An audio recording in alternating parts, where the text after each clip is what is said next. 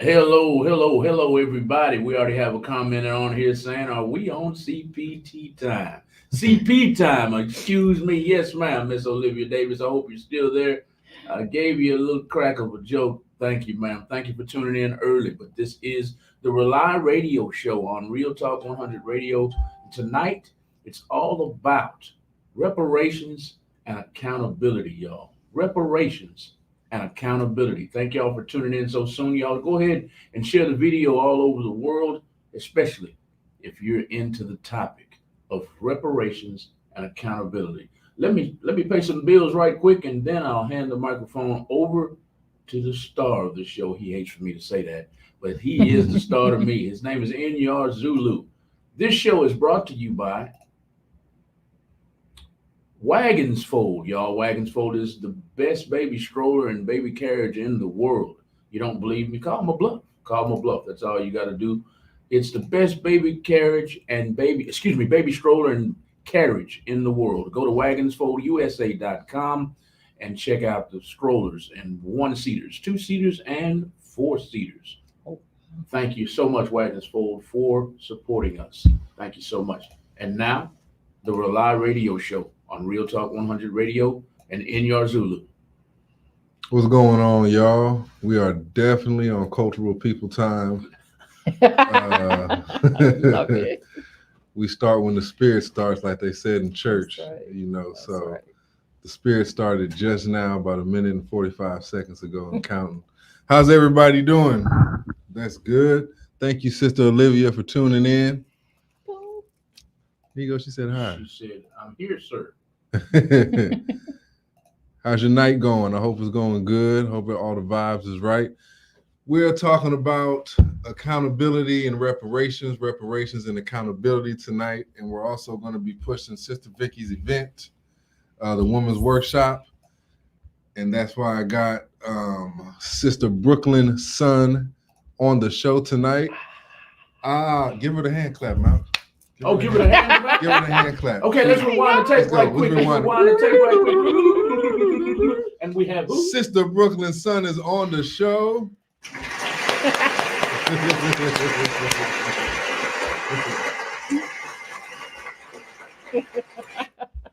Everybody in the audience was clapping because they were so happy. Thank you, everybody. Thank you. How you doing, Sister Brooklyn? I'm doing amazing. Blacktastic, beautiful, wonderful, all the like good it. stuff. I dig it. That's a good spirit to be in. Mark, how about you, man? How you doing over there? I'm pretty good. As we discussed off camera, I'm doing pretty good. I just wish I had my flexibility and my strength back, man. I ain't never been this weak or this stiff in my life. So I'm just hoping to God by January I'll have some. You'll be good. Back. Yeah, that'll be nice. Most definitely, you will be. Yeah, he will be. He's gonna That's be back right. to doing the splits in no time. And backflips. I never did back. Well, you might start, man. You never it's a know. new thing. Yes. You're gonna add to your repertoire. See, y'all gonna have me back in the wheelchair. Y'all doing flips because when you do a flip and you come down, I'm gonna be beating my hip up. I'm just scared of the impact. I'm just scared. Don't be scared, man. I've heard nightmares, and then I've heard good stories. But so you heard dreams too, so yes, sir. It go both ways. Just pay attention to the dreams. Absolutely. Yes, sir. You know what I'm saying? Them nightmares will scare you sometimes. Scare me to death. We'll let them dreams rise you to life. That's right. So what we're gonna do tonight is we're gonna do a real quick recap of what we had last show.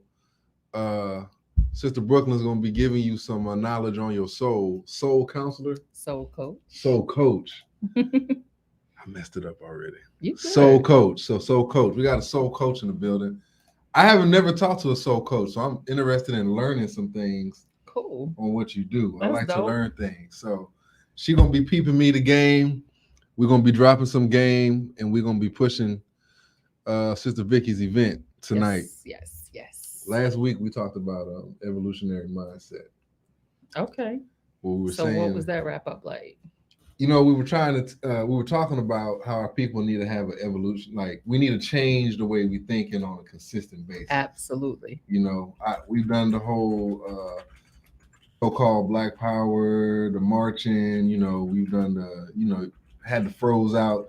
That's what it was when I was younger. You know, you had the fro, little pick in the back. That meant you was Yeah, harvesting it the meant you people. was down. Yep. And the radicals had the so-called dreadlocks like me. Dashikis. Yeah, there we go. The Malcolm X shirts on, you know, the colors and everything. That's right. So we were talking about how we got to keep moving. We do. We can't stay stagnant. You know, as they say, we can't keep being like, okay, MLK said this, and it's like, all right, that's dope. Believe me, I'm the biggest fan of all my revolutionaries. You know, Absolutely. but we got to take what they say and evolve it. Right, because if you just build a foundation, where's the rest of the house? Exactly. Somebody gonna live on a slab. Look at you, having a hush mouth already. And that's true. It's like we just sticking to the foundation. That's right. Got no bricks, no nothing. No nothing. We just sitting there. So how you know you got a view with no window? I'm about to throw something at you. Let me put this objects down right quick. But that's true though. Yeah. So we don't know what we can see if we don't have the windows built up. So we was discussing that, different ways to do that, what we should do. I don't know if Chihuahua Shy is on here, but he was asking some good questions last week. But yeah, I want everybody to remember that, man. A revolutionary mindset. Phase 1 is still going on. I'm getting a venue for the events here soon. I'm getting the right venue because I don't want to give my energy just to anybody. You can't. You know, it's the highest commodity you'll ever own. Exactly. So you absolutely cannot. And I got everybody else's energy that I'm bringing too, so I don't want them exposed to just like a true leader. Yeah, you know, so right. I don't want to do that. So I'm being patient. I'm not rushing it. Like I say, this ain't the church. Not to how you doing, Lisa? Not to offend no one. This ain't the church. We're not just doing this to suck up money. Like I say all the time, you can give me $1 million, but if I ain't got no bodies, I'm just gonna be sitting here looking at $1 million. How many millionaires you know still fail? Ain't a lot. Well, I don't, because if just becoming a millionaire was the measure of success, there's a lot of successful people. True. But how many you know fail? Quite a bit. Yeah, there's quite a few. Because that mentality hasn't evolved. They carry that dollar mentality into that $1 million mentality. That's true. That's true. It never evolved. Never. But they had the money. True. That's on point. That is on point. A lot of people have had that money, you know. Lot. But you're right, the mindset don't change. That's also how come we don't recognize how easy it is to obtain. It's a lot of people who have obtained in a lot of different ways. I'm not saying all legit. yeah. In a lot of different ways. Legit millions of dollars have flowed through their hands. But you wouldn't recognize it by their mentality. True. I agree with that, y'all. And that's what I don't want. I'm not trying to have $1 million in another movement and we're just jiving. Absolutely. You know, not just sitting, just jiving, just got the t-shirts on. Absolutely. Walking in the community. And you know what I hated when I joined these groups? We would go in the community and do all these rallies. And the next day, everybody was still broke. All day. All day. Same. And back to feeding their minds and their souls the same ish they was doing in the beginning. But they did a good deed. That's called clearing the conscience. My conscience was never clear. I was like, yo, this is all we're going to do? I didn't come here for a pep rally. Right. I did that in high school. You got to be like that old school song from Janet Jackson when she says, is that the end? Is that it? Yeah. Is that it? I know what you're talking about, too. That was that Rhythm and Nation CD. Yes. Yeah. So we got to definitely, oh, what's up, brother? How you doing? I actually met this brother at a gas station. Oh, that's awesome. Yeah, I met him at a gas station. I was working with one of the Panthers. And we met up, and I forgot what happened though. But this was a dope brother right here. That's awesome. Hey, how you doing, my man? But yeah, we definitely. I don't want to have no more pep rallies, and we're screaming, and your voice is out, and then we all go back to the same old two-step. That's right. You know what I'm saying? So absolutely. Phase 1 is coming. Like I said, a few people have reached out. I'm not looking for millions or hundreds or thousands or hundreds or anything like that. But he's still gonna take it though. Yeah, I still take it. Ain't gotta look it, but it is necessary. It is needed. If you want to do it, let's do it. Let's just make sure you're serious, man. That's you right. know, I want you to bring your tennis shoes on, and we're gonna start walking and building, and your shirt gonna get dirty. This ain't gonna be for the YouTube or the Instagram. If it's not in your heart, don't even come. You know, so Facts. phase 1 is coming. I will be raising funds and awareness. I feel like you should already be aware we're at war every day, so we should already Ooh, be. Yes, let the church say You amen. know, Yeah, well, every day. every day. It's like we don't realize that there's someone studying everything we doing at every minute, every second, You better every tell them when millisecond. you. Ooh. You know, and we sitting over here acting like, oh, we got time. No, some people use their time to look at us, so they already know what we're gonna do. Absolutely. You know what I'm saying? So, well, the moves being made are predicted on making sure you watch what we doing. Exactly. How else would you make moves? Exactly. Which is why I say we're not gonna be on the camera. I hate to give out this much info, but what I don't want to attract no energy that's gonna come doing this all day. Look where I'm at. Look where I'm. No location, sir. But that's always been the case, right? So even before we had all of this, there's always an infiltrator. Infiltrators are necessary. Man, you gonna get me started. They're necessary. They are, and I'm not gonna get it all the way into that. But yep. just know, infiltrators. Just know, because just like they watching, I've been watching. You. That's exactly. Right. I see you looking at me. Exactly. I know, it's just like the streets. I say this to Mouth all the time. Those trap houses. It's funny. Certain people will be in each one, and they get shut down. Now they talk. You can listen to T.I. and all these people that's talking about all this stuff, but it was certain people in each one on the street.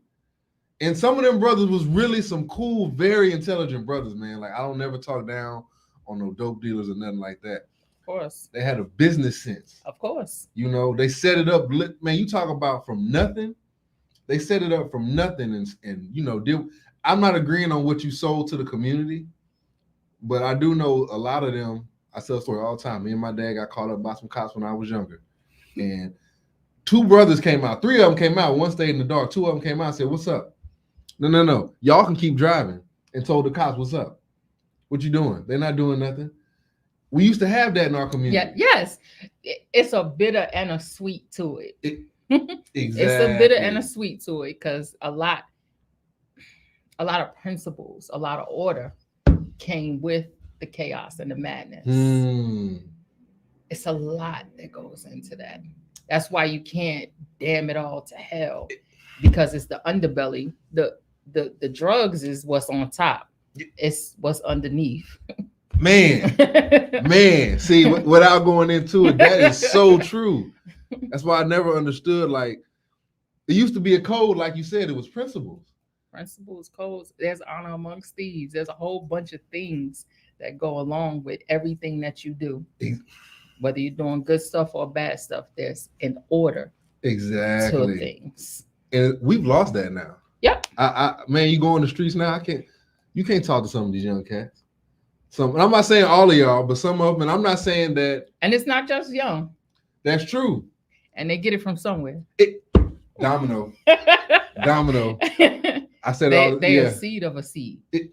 So hold up.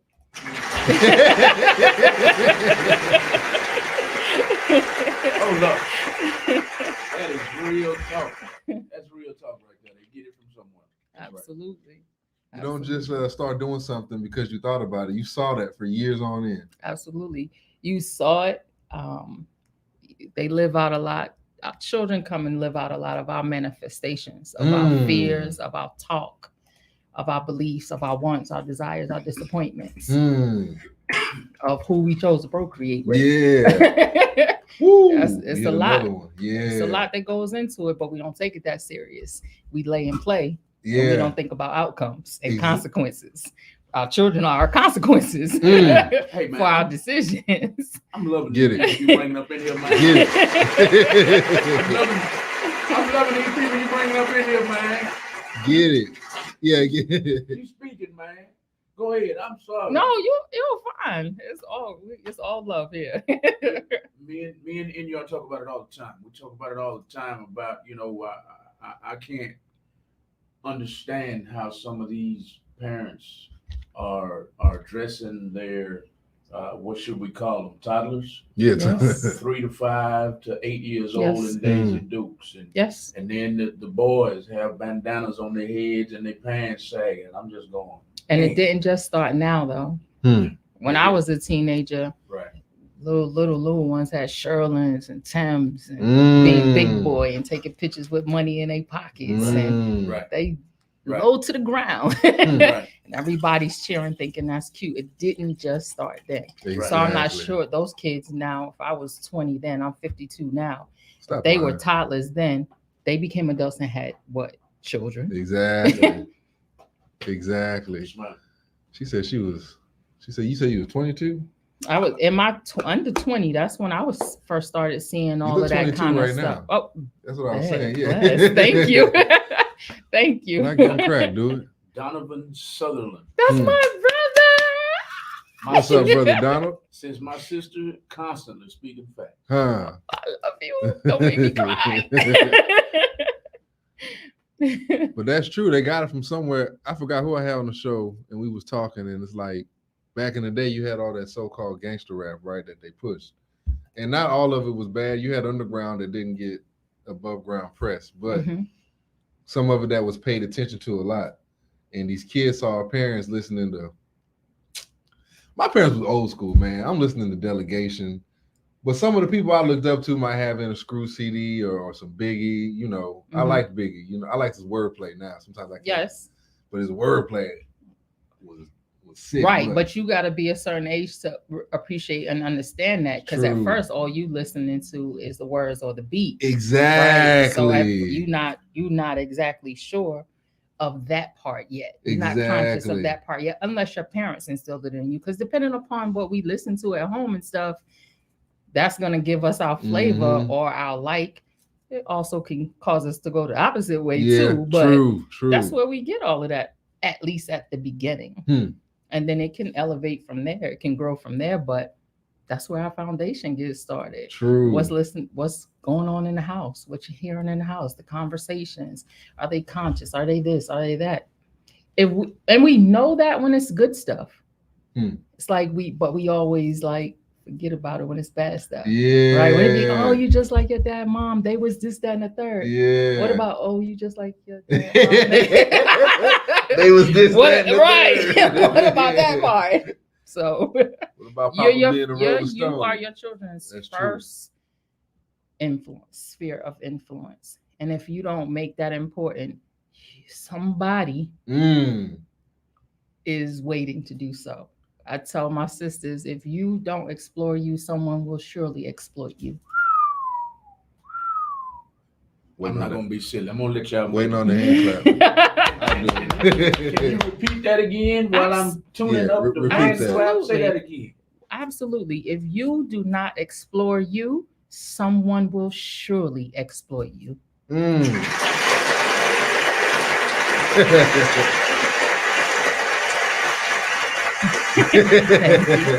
you, sir. Young brothers and sisters, listen to that, man. Because I tell the young ladies that, and I tell the young brothers that, you know, both. If you don't know yourself, somebody's gonna come around and tell you about yourself. Yeah, Lead you. Go ahead. Lead you in a way. That's the first thing it tells you, right? Your parents are supposed to lead them in the way they should go. Exactly. Right. So if you don't, there has to be somebody ready, hot, willing to, because we forget how innocent children are, and they are actually looking to please. That's one of the things our pop culture loves is the fact that children look and seek to please, to make you happy, to make the people they love or who they think love them happy. Exactly. That's a huge responsibility. And you got to own that. And by pop culture, y'all, I'm talking about the protection of predators culture. Ooh. Domino again. I'm gonna run out of dominoes here in a minute. Shoot. Miss Kimberly Brooks is tuned in on YouTube, and she's clapping right along with us every time I do this. Kim is clapping. Kimmy's clapping right along with us, Thank y'all. you. If y'all haven't noticed, I like my new toy, y'all. I can shoot guns. I can clap. I can do the air horn things like the DJs in the club. Uh-oh. I can do all of that, and I just love it. Love it, love it. But this is the Rely Radio Show, and we have Soul Coach Brooklyn Sun on your left and in your Zulu. We're talking about reparations and accountability tonight. Y'all share the video all over the world because we want everybody to hear these words that Brooklyn Sun is speaking and in your Zulu are speaking. This is a Rely Radio Show, the rebooting and uniting lost energy show. Share, share, share, share, share, and then go and follow the Rely Radio Show on Instagram. Absolutely. Back to the show. Appreciate that, Mal. Thank you. Yeah, rebooting and uniting lost energy. I say that because a lot of us have that spirit, whatever you want to call it. That's right. You got it in there. That's right. You know what I'm saying? And I feel like it's went desolate. Yes. And we forgot it's in there. And you know it's in there because you watch movies, read magazine articles. And it'll catch. Yeah, exactly. You know how they right. used to say, like, man, you're going to bring the hood up out of me. That's right. It's the same with that spirit. You better That's say what that it. is. So that's exactly it. My goal is to reboot that energy. You ain't got to give me no props. Just release it. Yeah, because it's dormant, not dead. Exactly. And it all got that way from a series of choices. Exactly. You can choose again. Just like you choose to ignore it, you can choose to listen to it. Yes, absolutely. You know, to embrace it. Absolutely. Brooklyn's in the house. What's up, Sister Mays? Ebony Mays says Brooklyn with two N's with a big heart on it. Hey, Ebony, that's what I said. Love you. I'm liking the love. I'm liking the love. Because you dropping straight facts. Kimberly Brooks says, hey, everyone, great topics with real facts. That is my favorite jewelry, lady, everybody. If you're into costume jewelry that accentuates your wardrobe, check with Kimberly Brooks at Shine Bright Gems on Instagram and Facebook. Awesome. Thank you. We have Ja T tuned in. Hey, Javette. What's up, Queen? She said, hey, sis. They coming in. I'm digging it. Thank y'all. I appreciate y'all having me out here tonight. Man, I appreciate you coming. I appreciate it. I appreciate you coming, man. I'm glad you came. You know, you have guests, and you're like, oh, damn. Well, you don't say it on the radio. Like, oh, maybe I shouldn't have had this person here. But no, I'm glad you already spitting the knowledge. Thank you. And I actually will have you back. Thank I can say that out loud now. I appreciate that. If I don't say that, then it's like, oh, yeah, man, definitely. We'll see you again. We'll meet fast. But yeah, you dropping some knowledge, man. I like your spirit. It's dope. Thank you. I like yours too. Man, I appreciate that. See? Both it's all it's all love. It's all love. But look, I done lost. Yeah, rebooting the spirit. That's what I was saying. That's rebooting the spirit. Yes. So we gotta I want to reboot that spirit and whoever wants it to be rebooted. Yes. Has to be a choice. That's the perfect thing right there, because you know all medications have an active ingredient in order for it to work. In order for you to know that whether it's Tylenol or the off-brand, it's still going to work for you. It has to have an active ingredient. The active ingredient for us is want to. We gotta want to. Exactly. If we don't want to, nothing, nobody, no money, no person, place, or thing is gonna be able to help us. That's on point, and that's exactly what I want. You gotta want to. If you don't want to do it, then I'm not manipulating nobody to do anything. Yeah. Right there. If you want to be manipulated, controlled, led like sheep, they already have stuff for that. Exactly. You're already in that program. Exactly. And you don't even know it. You're already in that program. You good? You don't need Stay over there. Exactly. Stay where you at. So I agree with that. I'm not here to manipulate you. And if you need that, because there's some people that need it. True. To feel as though it's real and it exists and it's gonna work they need that. True. And those who need it, let me say this, those who want it, I got it to give if you want it. But you know, I learned when I first got into so-called consciousness, right? Well, let me say this. When I started learning stuff, I didn't understand why people wasn't seeing the same thing I was seeing.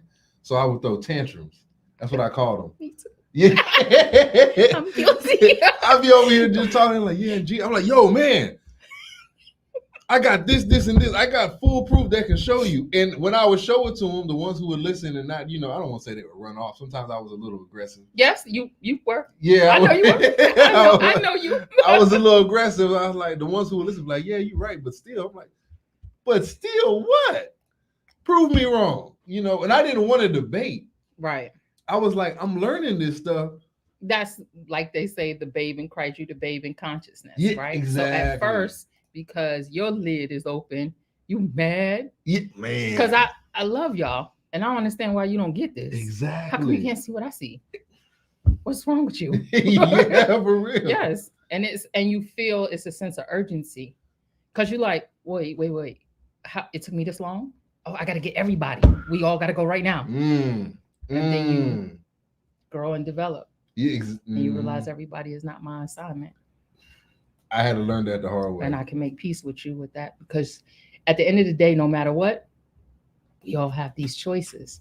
True. We all have this gift, and the gift is choice. So I'm no different than the others. If I make you, force you, convince you, beguile you, whatever it is, salesman you, whatever it is, manipulate you, I'm no better than them. Exactly. It's not what I'm on. You have to come willingly. If you don't, that's it's gonna hurt, right? Because you love someone. True. And you want them. True. That's right. Everybody is not my assignment. That's right. And I had to learn that. I think we all, like you were saying, I could see it in your eyes. You already know. I had to learn. I'm like, you know what?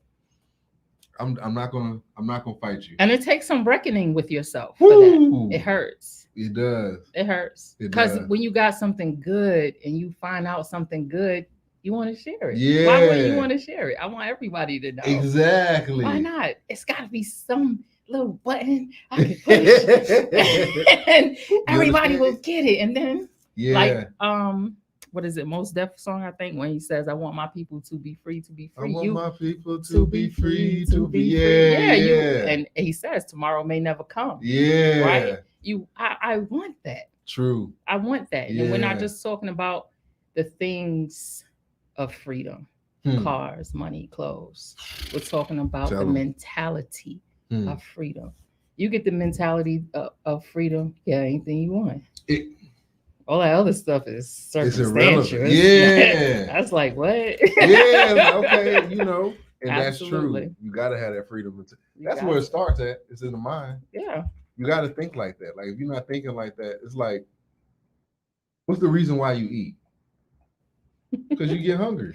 Because you have a taste for something. I tell the doctors that all the time. Like, literally, I eat because, that sounds like that would be good. More so than I eat because I need to eat to live.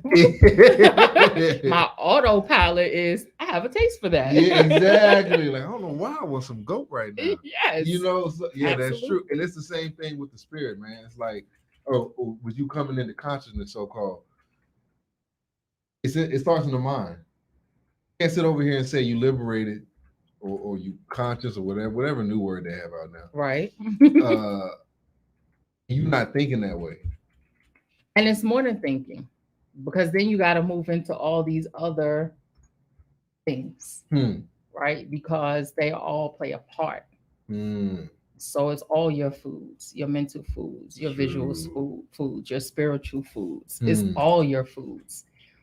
Because they're going to weaken that system, depending upon how much you want to fight. True. So if I'm conscious, but I'm still watching, listening, on a constant basis, it's going to take you a little longer. Yeah, true. Because you kind of got to baby wean yourself off different things. True. And it's not that you can't still enjoy them, but there's a reason why they gave a rating to music and movies, right? That it allegedly said, if you are 13, you are mature enough to watch this, or whatever the age was, right? Because you needed to be mentally ready to see this. Exactly. That's everything.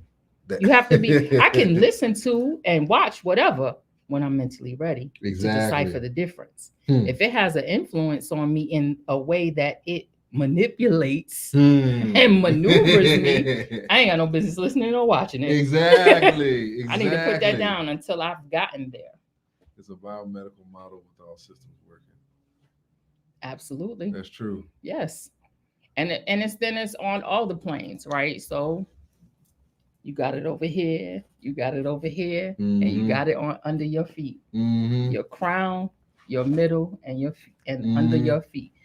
Because if you think about it, if I'm waging a war against you, why would I just come with one weapon?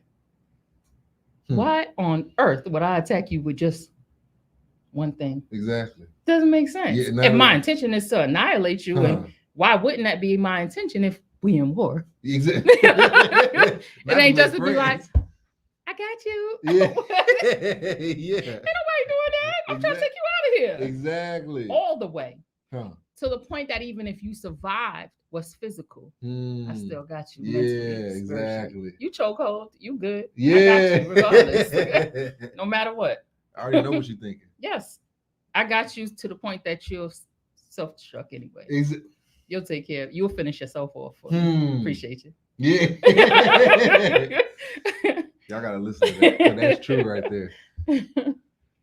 The stuff that we doing sometimes, whatever it is you're thinking, it's funny because you know what? We'll fight each other. We'll sit over here and fight over small stuff too.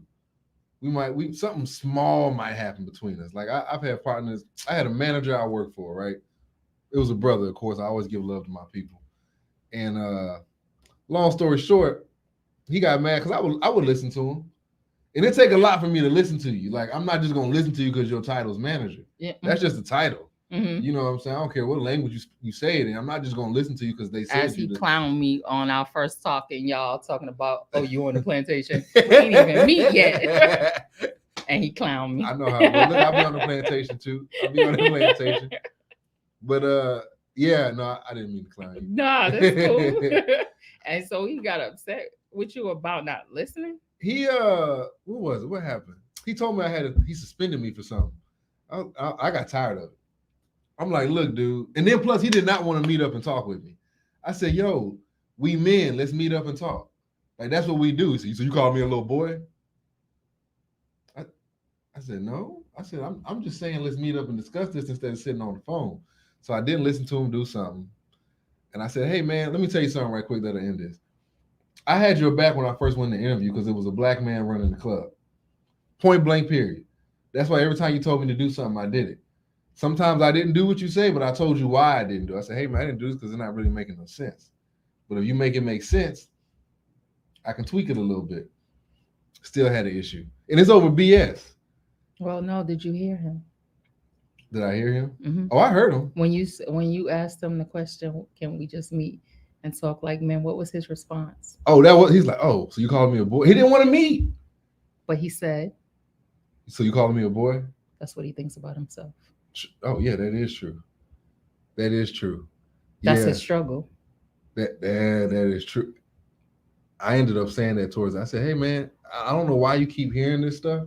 That's a personal issue. Probably in his raising would come at him like that or something. But that was his struggle.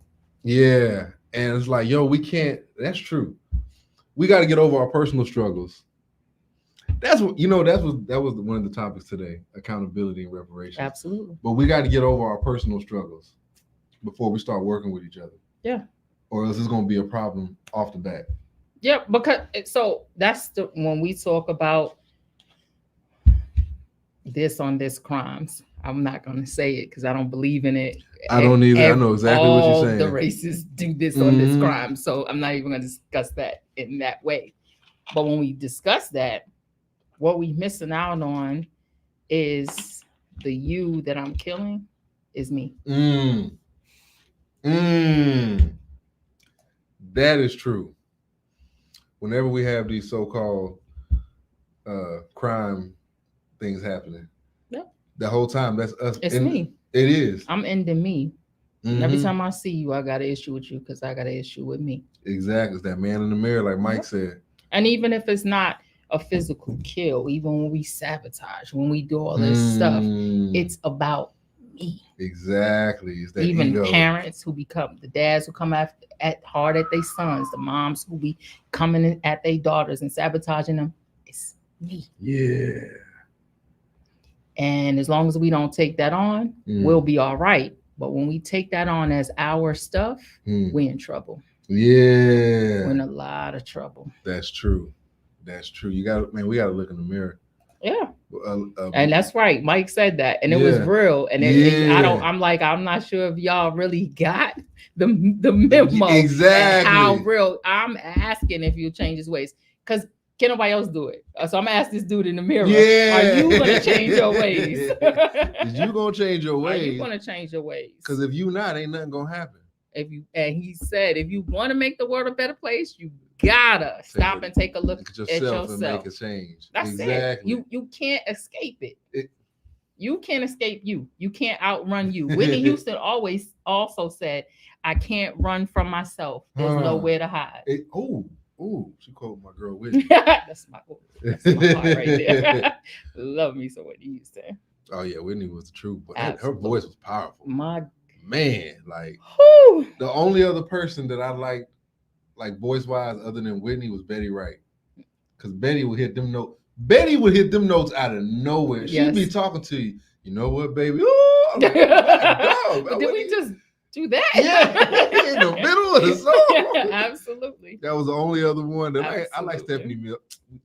Yeah, right. Then the music thing can go on forever because the talent is not missed at all. Not at all. Not at all, man. But you're right. We got to look at ourselves, man. We really do before we get anything started. In order to have accomplishment, yes. We do a lot of outward. We do a lot of outward. Everybody want to get in the community. Everybody wants to tell everybody how to live and do and this, that, and the third. How about yourself, though? Man. How about that self-mastery, though? Yeah, exactly. What that look like on the inside, though?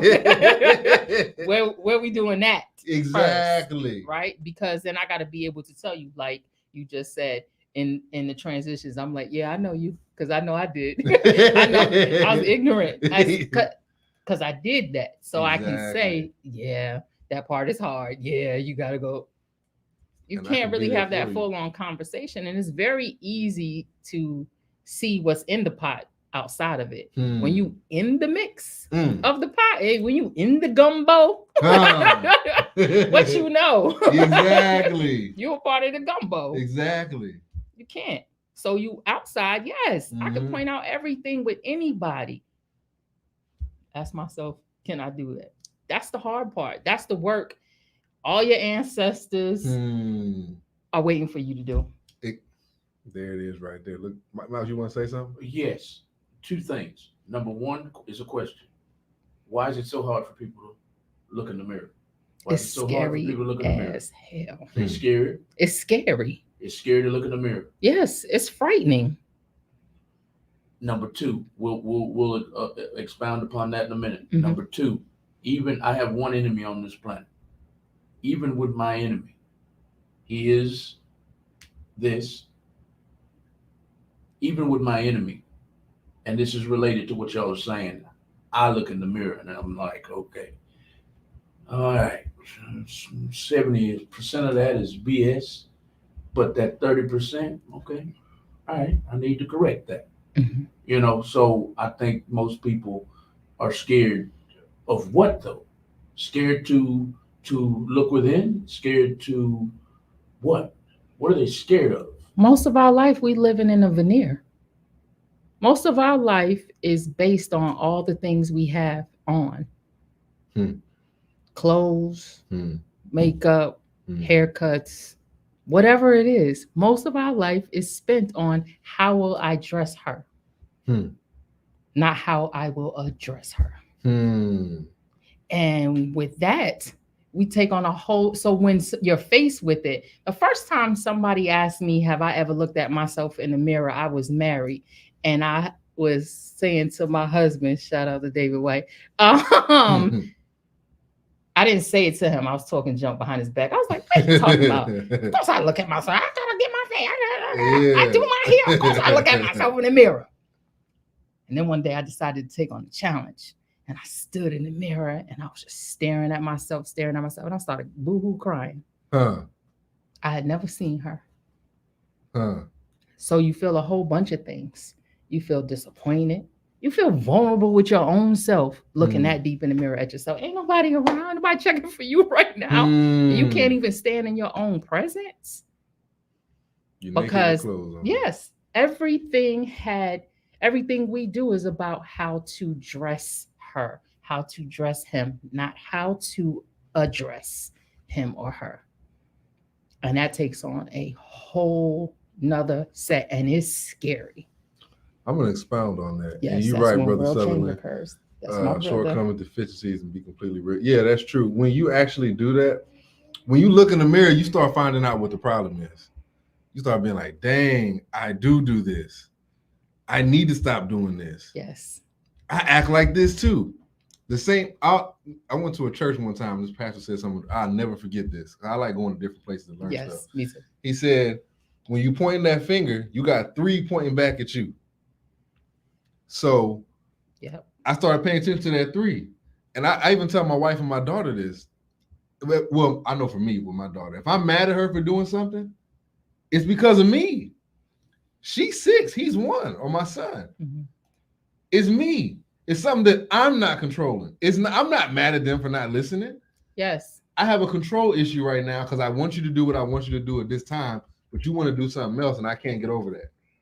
Because you got to respect the fact that the same choices God gave you, he gave them too. Exactly. They are choosing to respect the things that you say. When I was a little girl, I told my father, as big as I could be, you can't make me. That's been my favorite thing to say. You can't make me. And he looked at me and said, yes, I can, little girl. I'm your daddy. I said, yes, you can spank me. You could put me on punishment, but you can't make me, daddy. Mm-hmm. And he looked at me like, go in the room. Because it's still my choice. You are never without choice. Consequences, yes. True. All kinds of things can happen with those choices, but you're never without choice. You always got a choice. So that's why the building of the relationship, so people can respect those things from coming from you, is important. Exactly. Because if you don't give me nothing to respect about what you're saying, this just ain't automatic. Yeah, exactly. I got another choice. Exactly. And that choice, maybe I might get up, I might get all kinds of things. But what you talking about, I don't respect that. Yeah. So we just gotta respect those choices and be that, right? We walk in the walk, because it kills me how much people be talking about no judgment. Man, your kids judging you all the time because they're the first ones to say, but you did. Exactly. The minute you tell them to do something, but what about? And it doesn't have to be the same thing, because they're intelligent enough to make the semblance work, right? Yeah, I know it wasn't the same thing, but it is the same thing. Yeah. So you got to be careful. No, that's true. My dad would always tell me, hey, David, go out, do whatever you want, but you need to be up for church at 8 a.m. Do whatever you want, but don't bring no drama here. So he gave me them choices, and as I got older, I was like, you know what? I'm not going out Saturday. I'm not staying out this late because I really have to get up. I go out with y'all later on, whatever. But it gave me structure to my life too. Yes. As I got older, I'm like, if I got to do something the next day, I'm not staying out. And it sharpened your ability to make decisions and trust your own choices and decisions. That's because a lot of us as adults, we don't necessarily really trust our decisions, and that can be problematic. Exactly. Yeah. So parents, because I like talking about that too. Parents, man, give your kids choices. Don't. The domestic violence workshop. Yes. I was talking about that because when you say that, we was talking about some of the reasons why men and women are in domestic violence situations. And some of these women don't believe they have choices. Some of the men don't believe they have choices. Or it's starting, I'm lying, well, that's true, but it starts in the home. Yeah. Hey, you better do this. And they're obedient. So they think when they get with this man or this man get with this woman that they have to be obedient. Mommy and daddy might have slapped you every time you didn't listen. So now when another man does it, you think it's okay. Right. That's your norm. Yeah, exactly. Mm-hmm. So I like to prevent problems, man. We can discuss it all day, but let's get these reasons, especially with these little girls. I know men go through it too. Yes. Men get verbal abuse because I know Yes. me. A woman can hit me, and I'm like, all right, okay, thank you, please stop. But I be laughing. yeah, I know. It's like, all right, but like after a while, I'm tired of getting hit in the jaw, man. Like, but when you think about it, it's not cool on either end. It's right? not. Because if what a hit is, there's a response to that. So the moment I hit you, you hit me back, everybody's gonna say you're wrong. I ain't had no business putting my hands on you in the first place. True. Period. Because it warrants a response. Although most men are raised to not respond in that way to a girl. True. But that means all y'all need to raise all the kids not to put their hands. The girls don't need to put their hands on nobody, and the guys don't need to put their hands on anyone either. Exactly. That is a mutual respect. There's a duality of responsibility in everything we do. Very true. I can't raise one side not to do, and then I got to worry about these girls beating my son up. Exactly. What's he supposed to do? Oh, because you're strong and you can tie them down. Well, I have a 2-year-old niece that's stronger than most grown-ups. So you might want to be careful. Them little fists might get you real good. I'm just saying. And some hits are funny, but it'd be that one hit that'll catch you off guard and you responding and you like, oh yeah. Damn.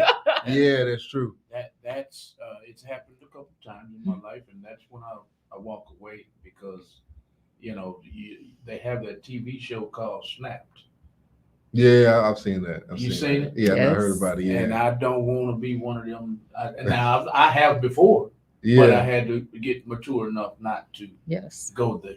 Yes. So it took me every bit of 48 years to learn how to just you know what.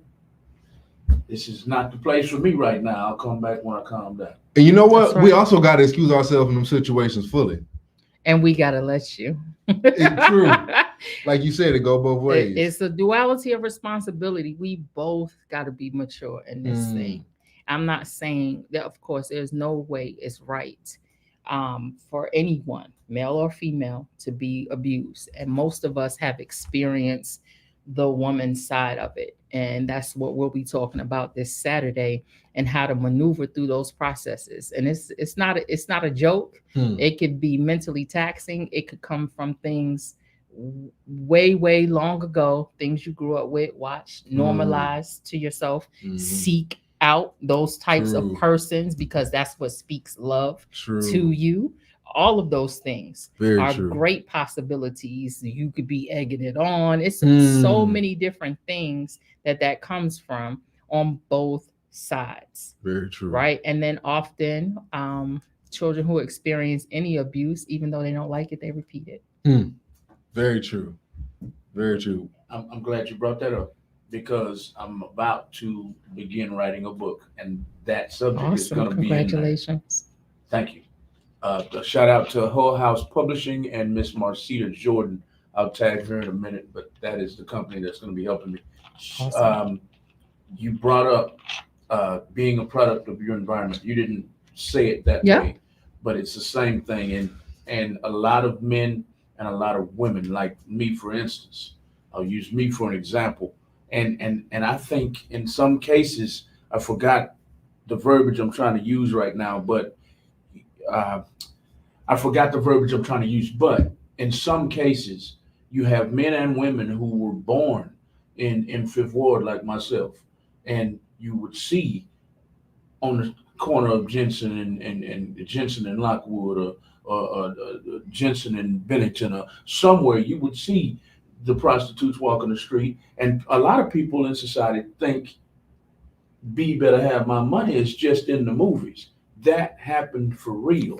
And in Fifth Ward, Texas, and in other hoods, I guess on Gessner now is where it is, or Bissonnette is where the stroll is now. I'm sure a lot of kids are seeing what I saw.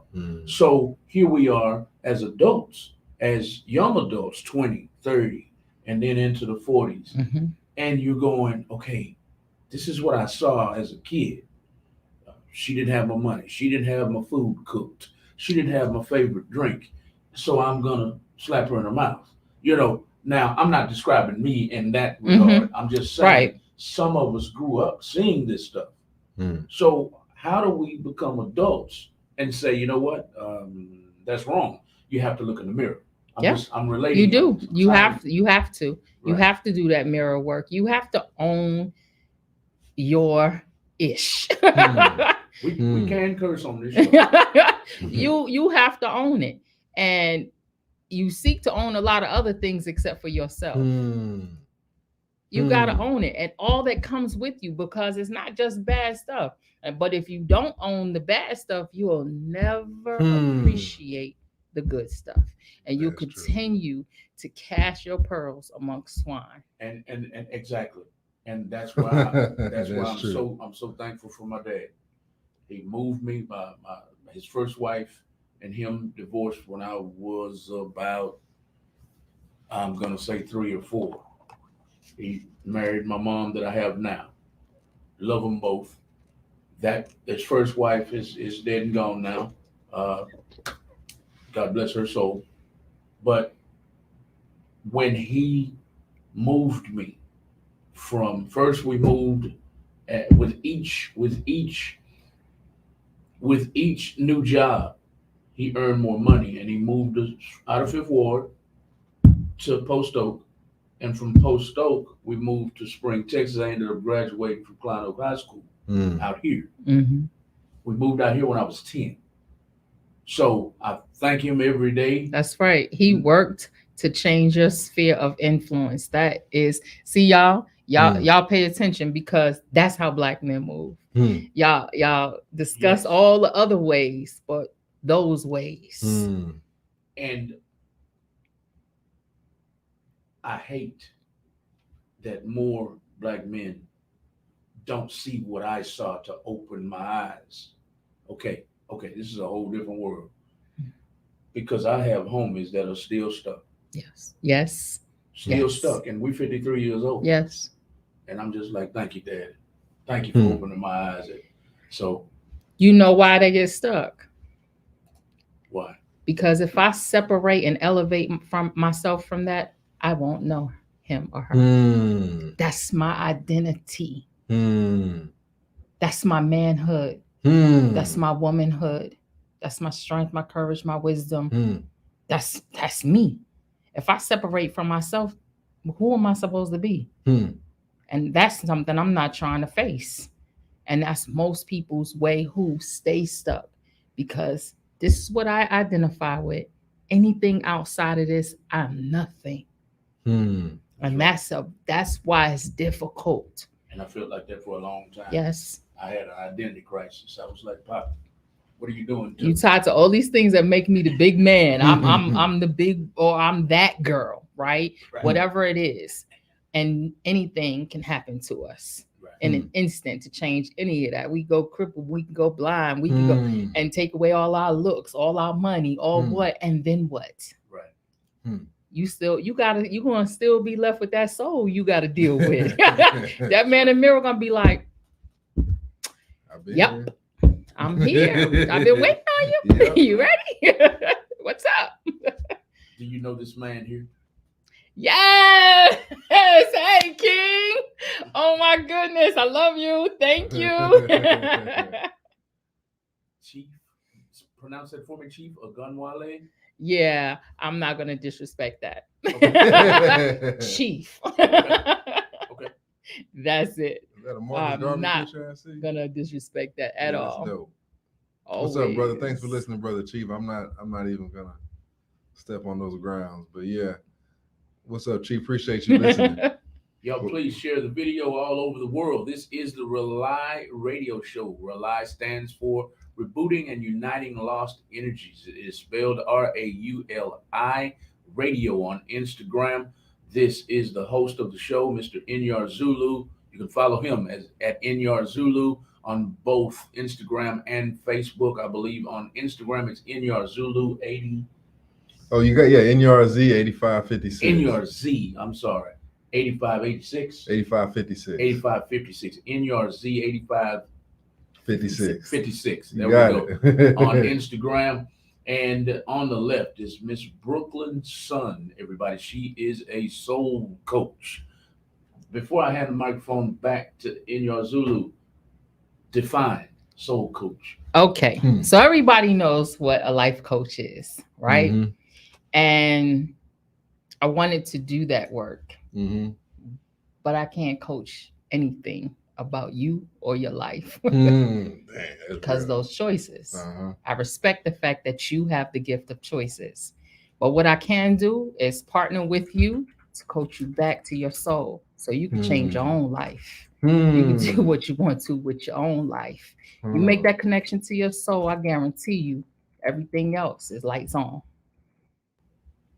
That's truth right there. I like that. Beautiful, beautiful, I like beautiful, beautiful definition. And for that, Thank you. Oh, really? I should do my ballet curtsy.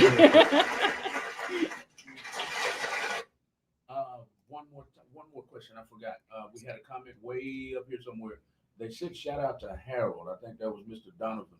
That's my brother. So when I was talking about my father, telling the story about my dad, my brother Donovan was saying shout out to Harold, my father, rest in peace. One of the greatest black men I ever know. Right here. Shout out to Harold. Okay. That's right. That's my daddy. That's my daddy who never let me, even as a child, get away with just, I don't know. Yeah. I had to sit down and explain it and think about it. That's how I get to be like this. So I appreciate it. That's so real. All y'all kids, when y'all mad at us because we trying to get that in you, just think later on it'll pay off. It's annoying and all that great stuff. Yeah. But there's purpose for it. So trust the process. I agree with that, man. And that's good your dad gave you that space to do that. Yes. You know, made you do that. And here's the funny thing. I'm 52. My father left when I was 5 years old. But dresses is my thing, shoes is my thing, and that mental gameplay is everything. First 5 years of my life. Dang. That's right. He came back. Dope. Yeah. He came back around and did the deed and brought us all together, me and my siblings and everything else. But that first 5 years, that's my life impression. That's dope. That first 5 years. Boy, you got a whole stadium on here. We got we have the real Black Wall Street tour. Awesome. We have Victoria Williams. Victoria, hey, what's up, Sister Vicky? Thank you. Thank you so much. I love you. That's my girl. Y'all don't even know. This whole tribe that we have, that we've built, that we've met each other through this Brother Ed on this One Love platform is real. The women we meet every Wednesday, we meet on Saturdays with One Love. We are such a dope community that inspires and loves on one another. I stayed with a sister when I came to visit. We didn't even know each other for real in person. Had a brother that came from here to help me move, came from here to Georgia. It's a beautiful community. You have all this is why y'all stop believing the hype about how we roll as Black folks. You understand me? Because it's real out here. We have real conversations. We don't always agree. All of that. True. It's we're not supposed to. True. I have to respect your unique mind space. You have to respect mine. All of us. That's how we grow. It would be boring if we was all the same and thought the same. Saying the same thing over and over again. Wow, you be like, oh. Yeah, I know. Another day. Yeah. I know this conversation. I love you to life too, baby. That's dope. And look, you can see it all on here. Everybody on here to support you. So to say we don't support each other. That's crazy, right? Yeah. And literally all of this happened in a minute. I got the information out, text message real quick. And they show up so beautifully in every single way. I'm getting chills. Because that's what we do in real life. And then my brother and his wife and their 5 amazing children. Oh, that's dope. They have just shown me over these past 4 months this real beauty. Not on TV, not the Cosbys, I'm about to cry. But this real beauty about Black love, Black families, how we maneuver, how we do, how we have each other. We have all the ups and downs. We cover all the spaces, any holes, any gaps. We got that. On the good and the bad, bless you. On the good and the bad side, and it's beautiful to watch. it's a blessing to watch. I'm happy to be living to see that. See, that's It's dope. awesome. And we don't honor that. It's not that it doesn't happen, just not gonna see it. That's the best point right there. I had a brother on West who was talking about that. He's like, man, they always talking about there ain't no black daddies. He's one, I'm one. We'll say we go out and man, I'll go out and take my kids to the little jump house just for them to play. You know how many brothers I talk to is out there with their kids, with the mama at home chilling? Not saying that's a bad thing, but we 2-3 kids deep, and we just sitting out there talking like, yeah, my girl start jumping. Like, it's like, yo, we have black fathers out here, more than enough. So when these white ladies see me and be like, you don't see that often. See what? What are you, there's something behind me? Like, what are you talking about? What are you talking about? Oh, interacting with your kid. I said, no. Let me tell you something. My dad was in my life. So I hate that. So I dropped that stereotype a long time ago. I don't even talk to it, but it is so Absolutely many not. dope black fathers, more than you can count on your limbs, your muscles, your bones, your hands, whatever it is, that take care of their kids. That's right. Girls, and some that take care of others. Kids. Exactly. Always have. Exactly. Always have.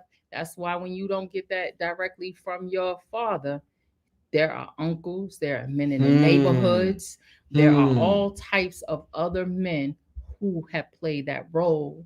That's why we got to stop telling those stories.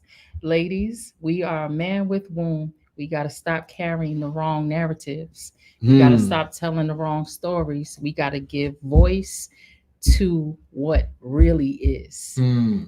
It's happened way too long. The bad rap. Black men have always protected women's virtue. I'm telling y'all, we got to stop. That's all. I'm going to leave it there because we got more to discuss, but we got to stop. I'm going to piggyback off that. Men, y'all got to stop too, saying that these women don't care and women act like this and they attitude. I hate when guys will sit over here and say, man, that's why I don't deal with black women. I'm like, yo. You can't say that around me. As anybody that knows me, you cannot say that around me. One, I'm going to check you. Two, I'm not going to hang around you no more. Because, because you're not going to sit over here and say, don't stop watching TV. I'm going to look at all these women on Instagram. Instagram is less than a small 0% of the black women that we got here in America and abroad. And then that's man in the mirror work, because why is that the only place you looking at women? Exactly. The internet's your only source of information? Or at that, Instagram? Dude, you coming weak with it. You know what I'm saying? And when you talk about a woman, this goes to men that say this. When you talk about a woman, like you said earlier, you just talking about your weak self. If all you see is weakness in women, that means you attract weak women and you a weak nigga yourself. Don't excuse my language, but it's the truth. I respect that. I don't applaud that. I don't never agree to that. You know what I'm saying? There's bad and good in everything we do, man. Yes. You got snakes that are bad that might bite you and some that might not. That's right. But no matter what, it's a snake. That's right. You see what I'm saying? So we as men, because you said for the women, but I'm saying this as men, we got to stop doing that to the women and we got to start protecting them. You know what I'm saying? If you see, one more thing, police brutality is going to bring that up. If you see a woman being degraded or messed with, I'm not saying you always got to go in there with a piece, but give them a piece of your mind and make sure that woman is out of there. You know what I'm saying? Because that's your sister, that's your mama, that's your auntie, that's your grandma, that's your great grandma. That's all that. So we got to start really having each other's back, and I know we do because that's the way I am. Where I am now. My dad used to do that. Look. The B word didn't even come around to the mid 90s. Let's get that straight. You know what I'm saying? Yeah. And if you said that word to anybody with my skin color, you wouldn't just get hit by the men if they got to you before the women did. That's right. You see what I'm saying? Yes, absolutely. So you're right. We got to change that narrative with our culture. We not weak, man. And there's a lot of brothers that feel the same way I do. There's plenty of them. Plenty. Yes, there is plenty. You know what I'm saying? Hey, Sister Denise. Oh, I love this. And you can see it right here. Look how many people showing up for Sister Brooklyn, man. I love y'all. So to say black women don't get along or black men don't get along, man. Hey, Lisa. You have Lisa, you have Donovan still hanging around. Hey, Turk. The real Black Wall Street says some have multiple men who have shown up with fatherhood principles. You have Mr. Ed Campbell. What's up, bro? That's from the One Love movement, the We got a creator. call.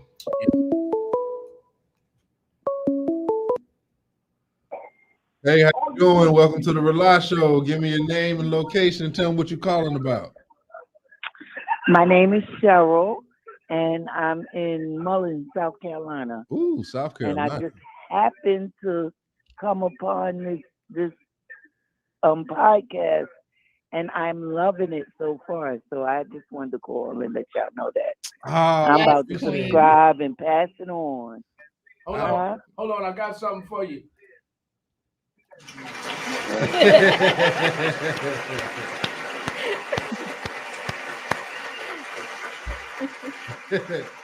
I sure appreciate you, Sister Cheryl, for giving us your energy, because you could have looked at it and turned it off. You ain't had to call. You don't have to do none of that. So I really appreciate that. Now, I ain't about to turn it off. I'm hooked already. That's right. That's love. So you agreeing with everything real, you hearing, or did you have something you wanted to speak about that caught your ear? Well, the sister, she just has such a beautiful spirit. Like I'm not the brother too, but listening to what she's saying, I'm like, wow. I'm a 57-year-old woman, originally from Brooklyn. I heard it. Now I heard it. I'm in the South and chilling. I'm raising my grandchildren, and like I just want to teach them the way that you're speaking. For real. Thank you. Like, thank you. Thank y'all. That's and I'm gonna pass y'all on. We gonna. I got a bunch of sons, and I'll pass it on. As a matter of fact, my son had a little podcast, and he do radio. But once I pass this on to him, y'all will know. Yeah, shout out. You know his podcast. Shout out his podcast. Well, he not doing it now. Okay. He a couple of years ago, he actually had a radio station, a real radio station, but he's not doing it now. But I'm sure when I pass y'all along to him, he he's a real smart dude too, born in Brooklyn. That's right. But that yes, BK all day. Thank y'all. Thank you, Queen. Blessings. Have a good night. Same to y'all. Y'all have a blessed night. I'm watching y'all. Man, Thank you. Appreciate Thank that. you. Ma'am, bye. Ma'am, please share the video all over South Carolina for us. That's all right. I definitely South Carolina. Definitely am. Definitely. But more PA. Like I moved from Brooklyn to PA. I just moved here like during the pandemic. All right, Philly. Not Philly, the Poconos. Oh, I have family out there in the Poconos with a radio station. I have some friends out there. WWR. Really? Yep. Wow. Actually near the Poconos. I'm sorry, it's Bethlehem. That's what it is. That's close enough. Yep. Close enough. All right. But yeah, Poconos, Stroudsburg. I left Brooklyn and went there and was there most of I had to get my son out of Brooklyn. So understood. I took him there to the suburbs, Understood. So yeah, and it's a lot of folks. I got a lot of people. Once they hear y'all, I'm quite sure they'll be listening all the time. Thank you. Well, I dig it. I sure appreciate that. That means a lot, man. I like people who just listen and just, hey, I like that. I'm sorry, were you gonna say something? No, I'm listening to you. Appreciate y'all, because it was kind of boring. Like For real, the nights was just like all this. I'm on Rashad Ritchie and looking at stuff like that, and I like this people speaking about shit. Things that matter. You good? Nah, you good. You good? Speak from the soul. Speak from the spirit. For real. And recognize, giving people the whatever to recognize their worth. That's right. You know. Yes. I like that. So, all right. Oh, y'all about to go off now. All right, Sister Cheryl, I sure appreciate you calling. Y'all have a blessed night. I'll be back. I'll be calling y'all back. All right, Thank cool. you. Do I'm the looking same. forward to it. Okay. Good night. Night. Good night. I appreciate it, Cheryl. I'm glad that spirit is being moved, and people are listening. And I'm looking at Brother Ed. What's up, Brother Ed?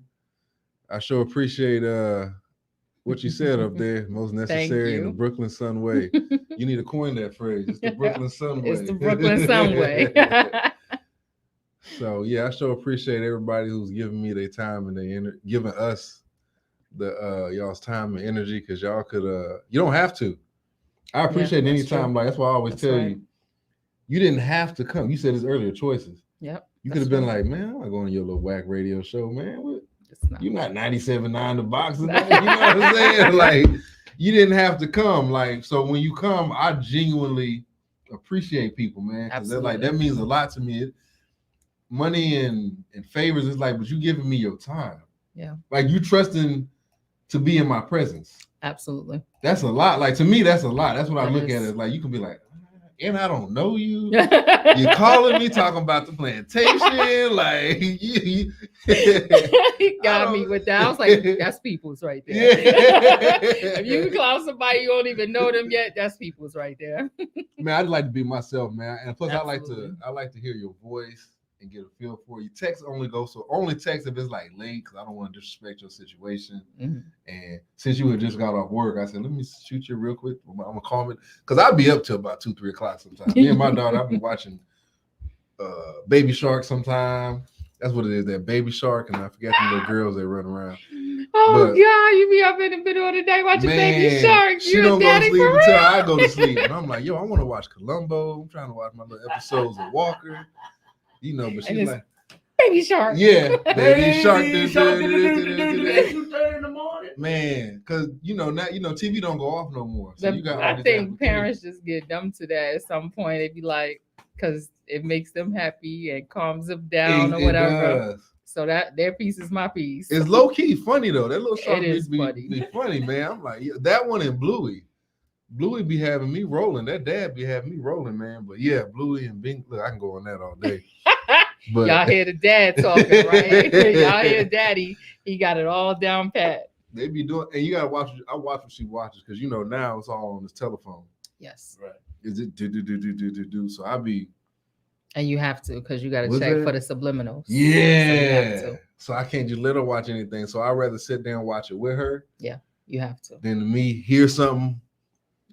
I don't give them busy stuff. Yeah. Now I ain't gonna lie. When I'm cooking and trying to clean and get everybody fed, play with the phone real quick.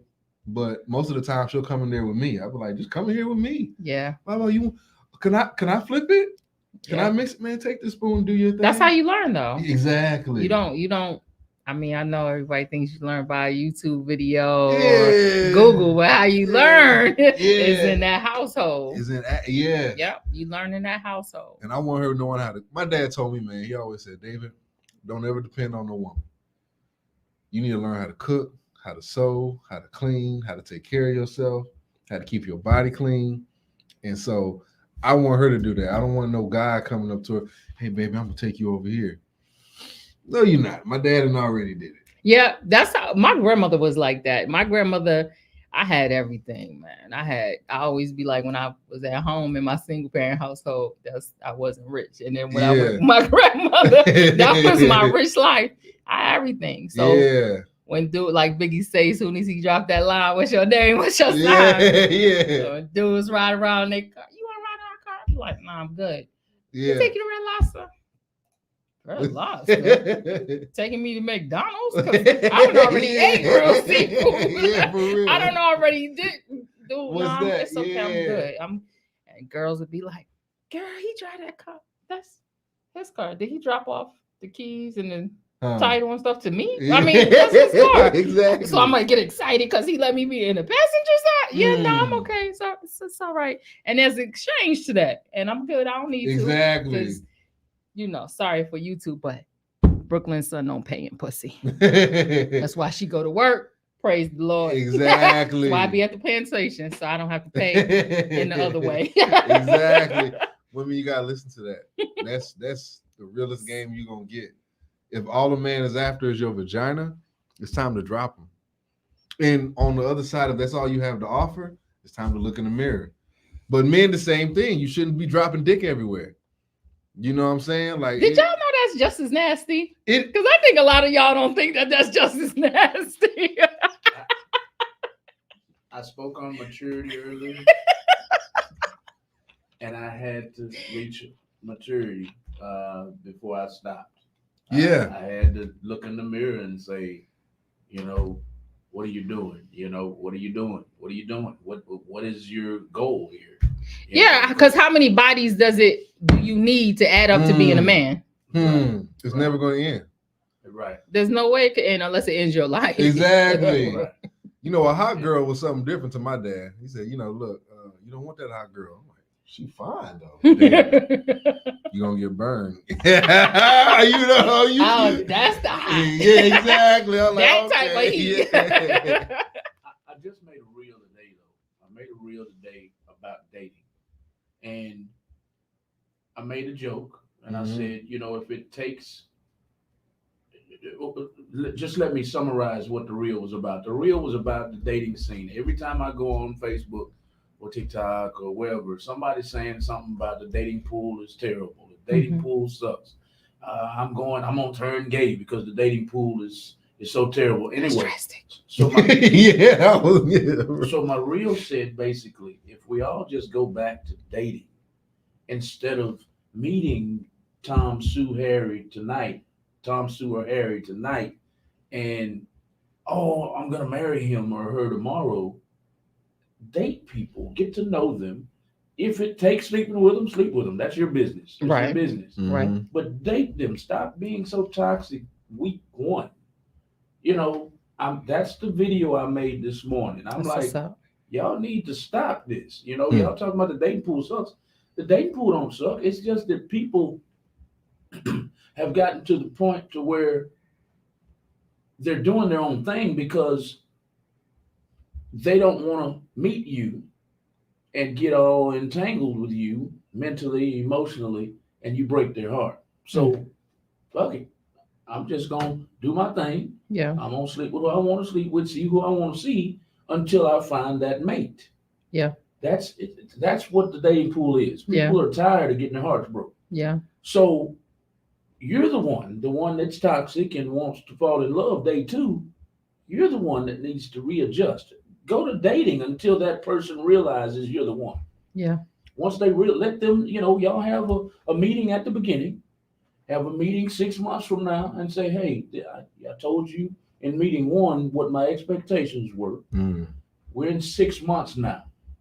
Are you still wanting to, if that's not what you want, if you don't want this guy or this woman to still be exploring, meet again in 3 months, 6 months, and say, revisit it and say, okay, if you're still going to go there, I got to go because I don't want to be toxic. I don't want to fight you. I don't want to do none of that. You can go ahead and be you, but I gave you that rope 6 months and I can't do it no more.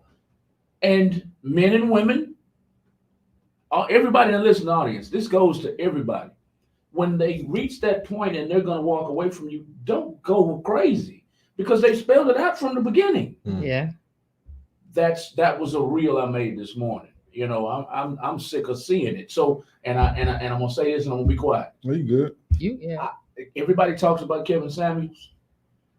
The dude did go inappropriate sometimes and say some things he wasn't supposed to, but for the most part, He was just telling it like it was. Yeah, he said some things that are inappropriate before these times. There's no way we can claim anybody's doing anything inappropriate in these times. There's no way. We do too much. That's too much. Today I got a vagina, tomorrow I got a penis. There's we do too much to say anybody is doing anything. True. Very true. We can't. One time I heard him say this.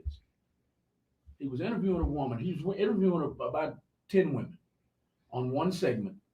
And one woman said the segment was something about, you think you're all that, woman.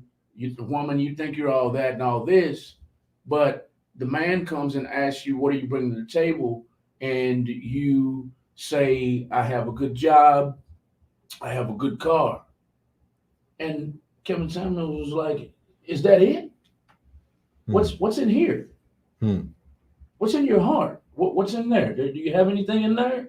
So, and the woman was like, well, he better, I forgot what she said, but long story short, Kevin Samuels was like, you trash, that kind of stuff. Yeah. That's inappropriate. I was like, oh, man. Well, I think, though, how else in these days and times do you get people's attention?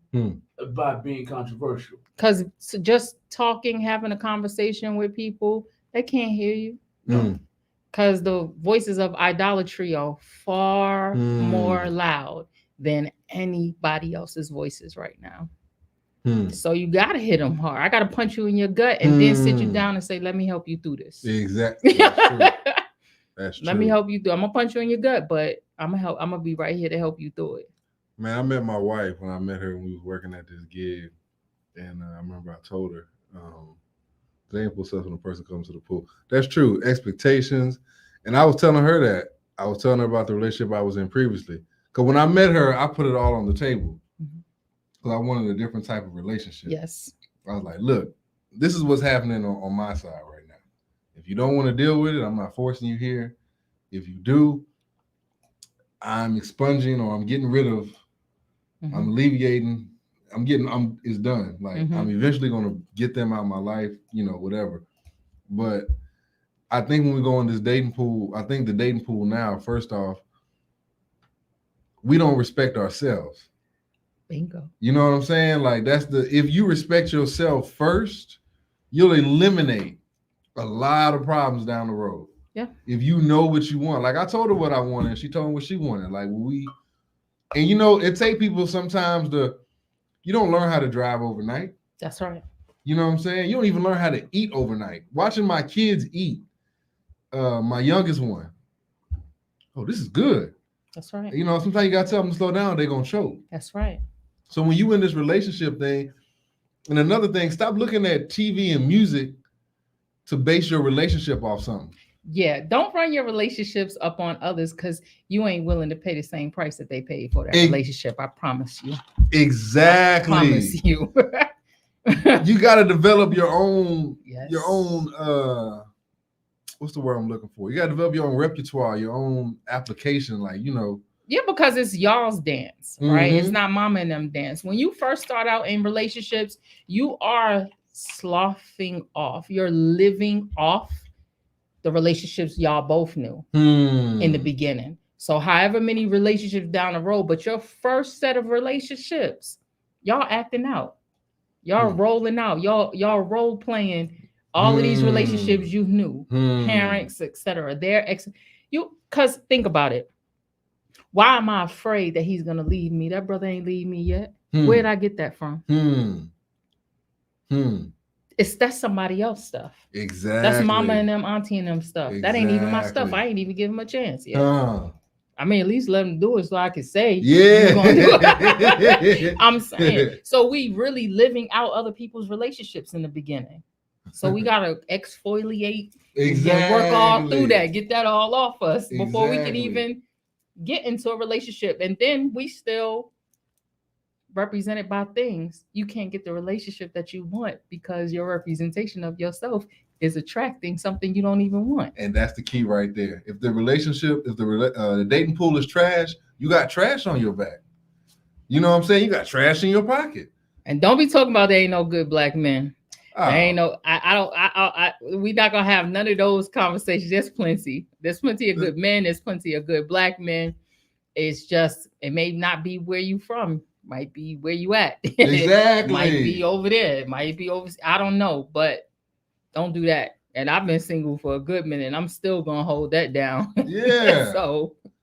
And it's same thing with the women. Don't say no more good black women left. That's not the truth. They left, they right, they front, they back, they everywhere. They just don't want you. You know what I'm saying? Like it's he punched you in the gut. We gonna help you through it. We gonna help you through it. But exactly, I'll help you. But don't sit over here and say, man, it ain't no. Well, oh, there go my wife right there. Sister Son, say that again for the people in the back. Hey, sweetie. Hi. That's true though, man. Stop saying that. I don't take to that. That's not that. What's your basis? Like, what's your basis? And I don't want to hear. Yes. That's your basis. Like you were saying, it's under your foot. That's your basis. It's you. Everywhere you go, there you are. It's you. It's you. This is what I told my group when I was teaching them. I said, I'm not gonna say it no more because I know they got tired of me saying. I said, I'm gonna play Jesse Powell's when he says, "Baby, it's you," because he says it all sweet and soft. So we just think about him singing, "Baby, it's you." Yeah, it's you. It's you. It's you. Wherever you go, there you are. And the things that you don't like often are things that you don't like about yourself. The moment you get on that, because you can't, I don't trust people. People be like this, that, and the third. I'm not telling you those aren't facts, but ain't nobody asked you to trust nobody in the first place. Trust yourself. Love yourself. Respect yourself. You do that for yourself, then you will give that gift to others, and you will know when to stop. You will know when they're not worthy of that gifting. Exactly. And you can't take it back because you gave somebody a gift, but you can move on. Exactly. I gave you a gift. You opened it. You like it. Good. Good. I'm out of here. Yeah. Peace. You know what I'm saying? That's so true. On that note, I think I've told any of this before, and I'm gonna tell the listening audience and tell you. I'm not in the dating pool right now, but when I was, this is I guess a social tip, not a relationship tip. For everybody who's in the dating pool right now, it's in relation to what Miss Brooklyn's son just said. If I were still in the dating pool, some of y'all are too clingy, okay? If I were in the dating pool right now, I'm a man. I can't speak for a woman. Maybe I can put myself in a woman's mind in just a second. But right now, I'm speaking for the men. Men, go on out with your boys. Have fun. You see a group of women. This is what I used to do. And what I would do again if I was in the dating pool. Walk up to the group of women. Say, hello, how are you doing? Don't walk up asking for draws and asking for numbers and saying how good they look and you say how good they look. That's fine. But some of y'all go too far. Oh, I want to do this to you and that. No, don't do that. Be a gentleman about it. Be a gentleman about it, first of all. Second of all, if you have it in your budget and it's 5 women, I'm not saying buy 15, 20 women a drink if they're in a group. Amen. If you walk up to them and it's 5 women in a group, let's say, 2 women, buy them both a drink, introduce yourself as a gentleman, and walk away. Now, in relation to what Ms. Brooklyn's son said a few minutes ago, you will see from that little gift what kind of woman you're dealing with. Same thing with women. I guess a woman could do the same thing. Walk up to a group of men, you'll see what kind of man you're dealing with. Are they going to be, ooh, or are they going to be like, that was smooth. I like him. Or I like her. Use it. It wins every time. Every time. I have a homeboy though. He's very brash. Ungentlemanly like. I mean, he doesn't care what comes out his mouth, and I'm his wingman because I'm a gentleman. So just try it, fellas. You don't have to be clingy. You just met the woman in a club. You don't know if she's in there prostituting or what. Absolutely. That's true. But I met this girl last night at the club and I'm gonna marry her. Come on, dude. Slow down. Yeah. That's because that can get scary. Yeah, that can get scary. That's why I screwed up. Yeah, that's true. On both ends. That can get scary. Yeah. You like, you got friends, right? Because I always be like, both partners, I know you spend a lot of time with each other. That's beautiful, but we both need our own friends. Yeah. Because there needs to be our time, the kids' time, the boys, the girls. You need all of that mixture. That's community. So you need all of that. You need all of those spaces and places and to maneuver, man. We, at the end of the day, we just got to get right back to loving, as my girl says. We do. And when she sings that song, we got to get right back to loving. All of this hogwash and nonsense. This is BS. This is BS. We watching everybody's lives on TV all day. What about our life? We ain't gonna live that too. Can we live that too? For real. For real. Because it's not real reality. Yeah, you know what? I agree with that though. We really got to take our mind out of this phone, this TV. Like, just exercise. It's here. It's important. Oh, if you're doing it too much, and you're not in your relationship, enjoying your relationship, that something's wrong. And you in a relationship, we need, the whole point is to relate. And then the ship part means we gonna take sail. Exactly. We moving. We going somewhere. Exactly. We got things to do. So I'm just saying, put it all together and let's make this relationship happen. Let's relate. For real. We got to get back to some normalcies in life, man. It's some heterosexual normalcies in life. We got to start seeing and feeling that energy, because that's good energy right there, man. And that's not shade to anybody. That's a shout out. Yeah. We do. You know, back in the day, if you weren't in a heterosexual relationship, I ain't saying back in the day, like, but I know when I was younger, you would hide that stuff. Yes. It was exactly. You know? Exactly. And that's why I said it has to be seen, because you like, oh, you want to be showing your PDA and all this type of stuff. But that's the problem. We're not seeing, loving, and interacting with each other in that way. We ain't gotta hide it. Yeah, exactly. Hetero and loving it. Da, da, da, da, da. I like how you mix that up.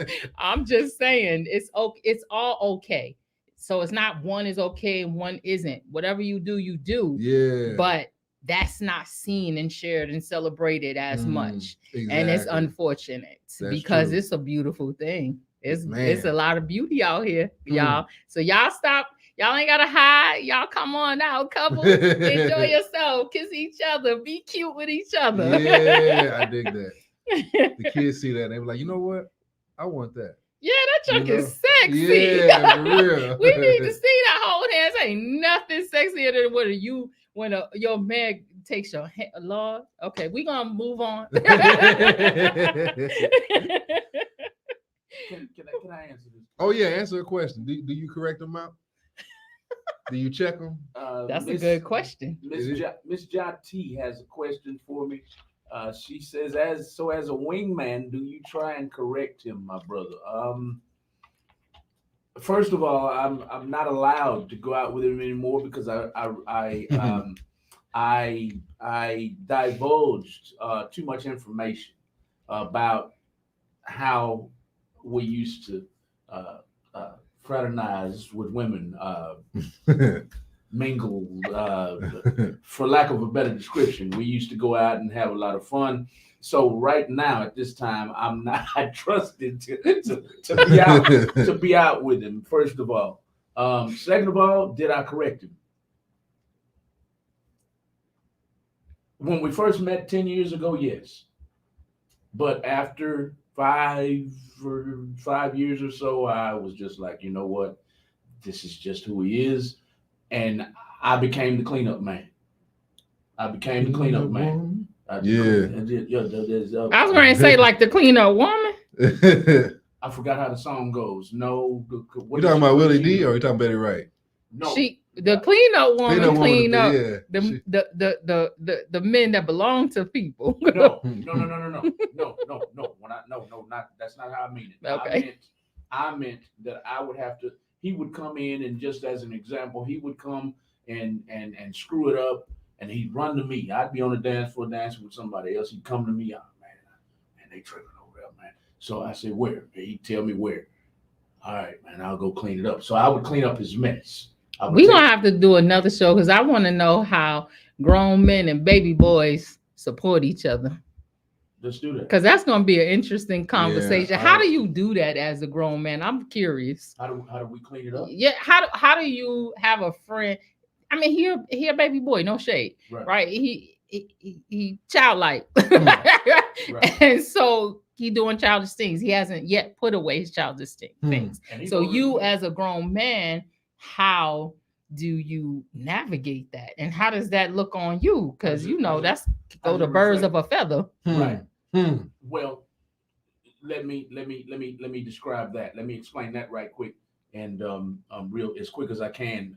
There was one instance where I was going over, I was gonna clean it up, and they was like, "Oh, you can't say nothing, boy. Go get on. Your homeboy that messed it all up for y'all. I've been watching y'all all night and blase, and so this has followed me from high school, because I haven't always dressed the correct way. So when I approach, I'm not saying in the club I was dressed appropriately, but in high school I didn't always dress appropriately. It was all about the Oakland Raiders and my hat turned backwards and all of that.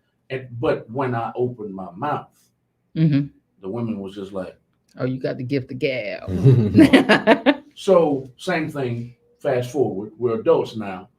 I'm dressed right. I smell good. I'm groomed well, and so when I walk up, they're repelling me because they know who I came in with and who I've been hanging with all night. So I open my mouth and they're like, just like I said, okay, well, what do you have to say for him though? So I clean it up the best way I can. And like I do all the time, I'm already up at this bar getting me a drink. Y'all want something? Yeah. So now I've reversed it. They like, why you with him? Because that's my homeboy. Y'all, I hear Sade playing right now, talking about smooth operator. Smooth operator. I'm just saying. That's what I hear right now, y'all. So, that's cool. So I think we do got it. Oh, my bad, man. No. I was just gonna say. So by the time I walk away, it's like, okay, he was an asshole, but that guy, you know what? Hey, so I mean, I've gotten plenty of numbers like that, and I'm probably gonna get in trouble when I get home. But hey, that's not me anymore, y'all. I try. I do my best to behave these days. You know what I mean? I got a pretty good woman, and I'm not trying to screw that up. But I'm just trying to give y'all some relational tips, some not even relational, so societal tips, on how to get along better in these dating pools. So let me get out of the way. That's what's up. No, you good. Zulu, it's no rush. You still have 30 more minutes. Okay, cool. To answer your question and to piggyback off what you said, if you out with a baby boy like you said, leave his ass in the car.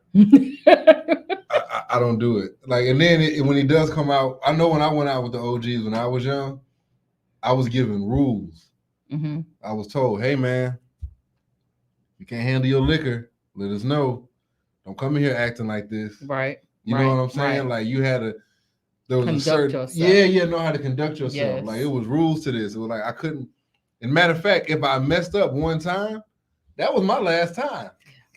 That's called the one and done, y'all. Yeah. Grown people don't play around about all these chances. I wasn't like, nah, you ain't rolling with us this time, man. I was like, nah, you gonna do it again. All right. That's when you actually won or lost the game, got a award or didn't. You also only got that one chance to hang with the grown.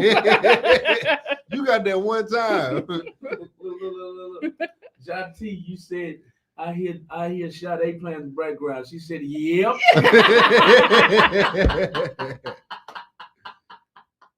or the rap version. Y'all know that, right? Because I'm so smooth. Yeah. Oh, Kane. Yes. Big Daddy Kane. Yes. Yeah. I was just watching him on something the other day too. So yeah, it could be either version. Almost certainly. Yeah, I seen him. I think it was one of these verses. Have you seen the one where he dropped the mic and he's like, and I still got it? Like, I was like, yes, I did. Still going in and still smooth about it. The way he goes about it is still super duper. I'm like, super man, I think him and KRS had a verses. I saw a little bit of it. I'll never know how to watch them. Which, yeah, because some of them are just not they don't make. I don't watch them often because some of them, rest in peace, because I didn't understand DMX and Snoop's verses. I was like, you got to be kidding me, right? That's like a bully fight. Yeah. There's no way, because Snoop can't off the cuff the same way that DMX can. He's real successful as a commercial artist, but he's not that gully. He's not the gutter. He can't. He can do the stuff that he's done. Yeah, exactly. That he's produced or whatever, but just DMX is gonna have a conversation with you and be rapping to you. Yeah. Like how does do it, man? Yeah, how is that a conversation? You can't. Nobody can tangle with that kind of thing. That don't even make sense. Snoop might have a little more material, but it's two different. Yes, it's two different things. Okay, you got material, and now I can talk to you. Yeah. And then I'm saying. Yeah. And then we moving on. I didn't know he was and so then what's big. Gonna happen? Exactly. Exactly. What are you doing? We could be cute together. But that's true. No, I feel you. I forgot they had one. I think I just watched it because of X. I was a big X fan back then. You can't. I don't know how you can't be. I'm sorry. I just don't know how you can't be. We're gonna be cute What, together. X fan? DMX, yeah. All my life. Yeah, I've always liked him. All my life I was bored. He was so original with his stuff though. Like he didn't come out, Yeah. As I got some of the stuff I couldn't listen to as much because I was like, yo, there's a lot of suck my dick. I was like, okay. Yeah, it is. But you would just be amazed by just how his flow, him on that, and then R. Kelly on the R&B tip. He can sing about anything. Yeah. You like he sung about food and sex in the kitchen, the whole song, and what? Women in Jeeps. Yeah. This don't make sense. Let me put my key in your But here we go. Like, This don't make sense. But yes. It's just flowing right now. Those are some serious artists. That's it. In a nutshell. You could be mad about it, but it is what it is. It is what it is.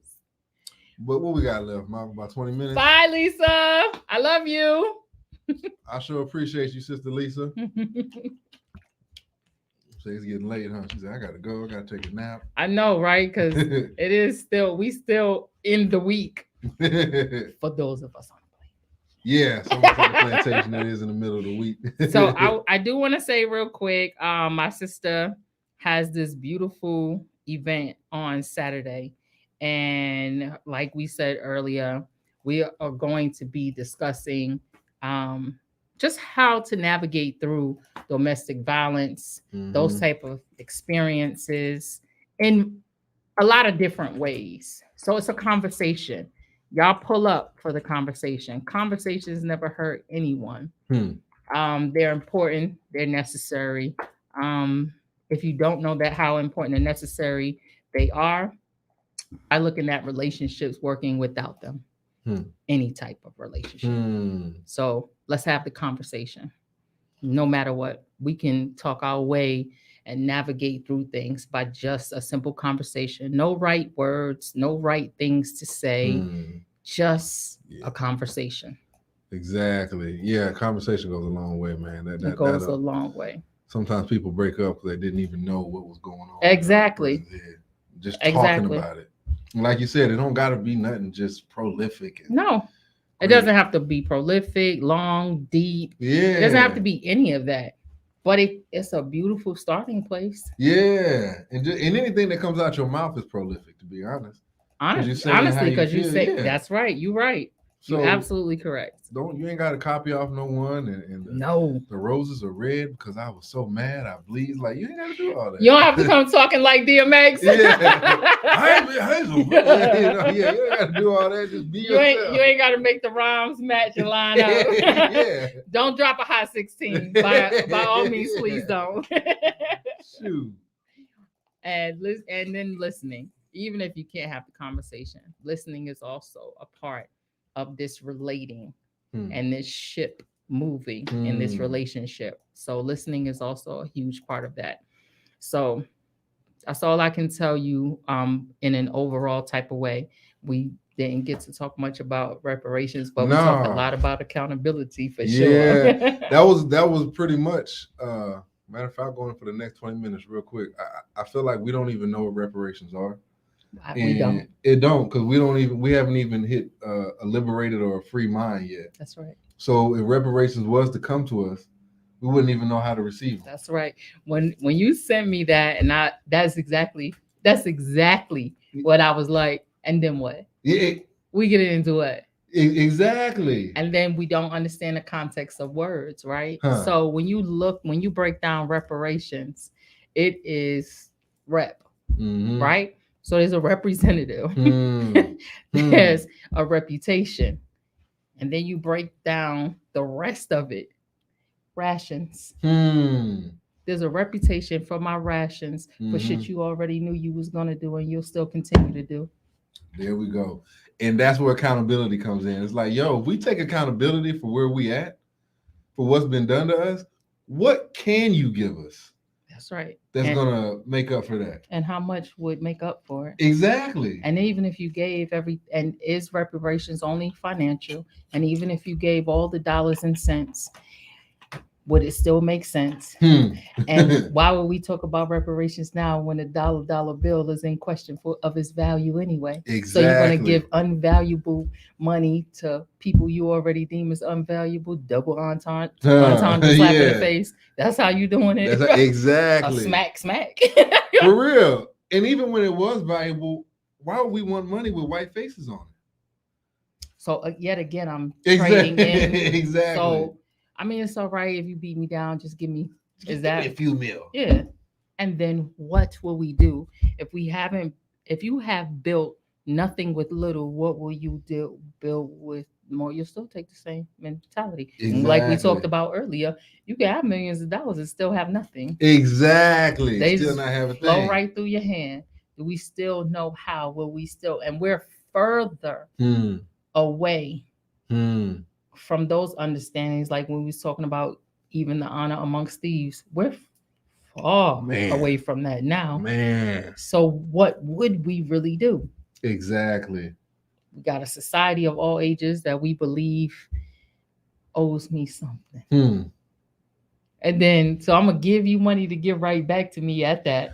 There you go. So you could wear my name on your booty and your back. Exactly. I'm not understanding. I'm going to give you money to facilitate my needs anyway, to flourish my community still, my hopes, my dreams, my wishes. Exactly. So you want my money right back because I know that I have you conditioned that way anyway. That's what you on autopilot now, baby, because this stuff happened centuries ago. Exactly. Ain't got to do nothing. So it really ain't hurting me to do it anyway. There you go. There you go. And that was the major point I wanted to make, man. Go. I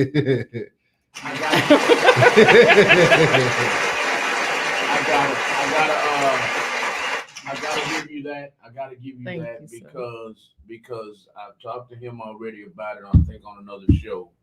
I think I did.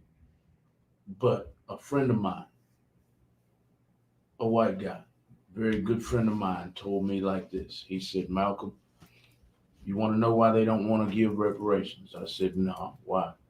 He said, he said, the government sees it like this. Y'all ain't going to do nothing like you said, but go and buy some Louis Vuitton or some Gucci and some crab legs. They said they don't see any growth or any benefit in that. That's why they decided to give the Indians something, because the Indians built something from the reparations.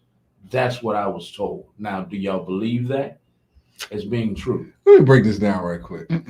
First off, they didn't give nobody nothing but the so-called Jew now. We are the indigenous. All indigenous means is that who came from the land. Let me tell you something about black folks. You can go anywhere and see us. You can go to China. You can go to Japan. You can go to Asia. You can go to Africa. You can go to Europe. You can go to Antarctica. You just won't see them in commercials. Exactly. You won't see them in commercials. But you'll see it. If you might not see them on Instagram. That's right. But we're there. And we got more villages and countries, states, cities, whatever you want to call, filled with us. Right. So, second of all, I don't know where you got that from. Like, I'm going to let you talk about it. I'm going to say it real quick. I don't know where you got that from, but they don't give us anything. Because let me tell you something right quick. A few of us, what real reparations are, some people might not be living afterwards. That's how you repair something. A tooth for a tooth, an eye for an eye. You know what I'm saying? So you can sit over here and give me $1 million, but if they would have gave it to the so-called Indian, the Indian would have chopped his head off. First off, the Indian didn't have money. The Indian lived off the land. What I'm referring to is the historical Indian. Right. That's what I'm trying. That's what I'm referring to. The historical Indian, the one with the feather and all that crap. They lived off the land. So that statement within itself don't make sense because you took the land from him and tried to give him paper. That's right. We bartered. Yes. We bartered. That's how we used to do. We bartered up until the 60s, 70s, 80s, and 90s. That's right. Oh, you know how to cut grass? You cut my grass, I help you build your house. That's right. So there was no room for anybody to come in and say, I can give you this. Because we already had our own system. You see what I'm saying? So when you say that, that's creating an excuse and trying to gaslight you. Yes. Oh, but if you did this, if you gave her $1 million, if you gave me $1 million, I guarantee you we'll have a city built the next day. Oh, yes, indeed. It was a generalization. Yeah, I know. I'm not knocking him because this is not I'm not spewing this out of no evil or no hate, but I'm correcting his response. You know, with what he's saying had no. And if he wants to come on the show, we can talk about it more. But it had no validation. It had no girth to it. It had no knowledge behind it. You see what I'm saying? Like, whenever the government says, "Oh, we can't do this because of that," number one, you should have been already done it. And they're still enslaving us and treating us like Jim Crow hadn't left, slavery hadn't left. Ask these brothers in jail, in prison. That's it. Yep. Ask these brothers in jail. Ask these brothers on probation. I didn't even go ahead. I'm sorry. No, that's it. Before you even, when you go into this jail system, before you even dress out, you got about the majority of the people is my skin color. You got 3 Mexicans, 1 Asian, and 1 white boy. Before you even get into it, you see what I'm saying?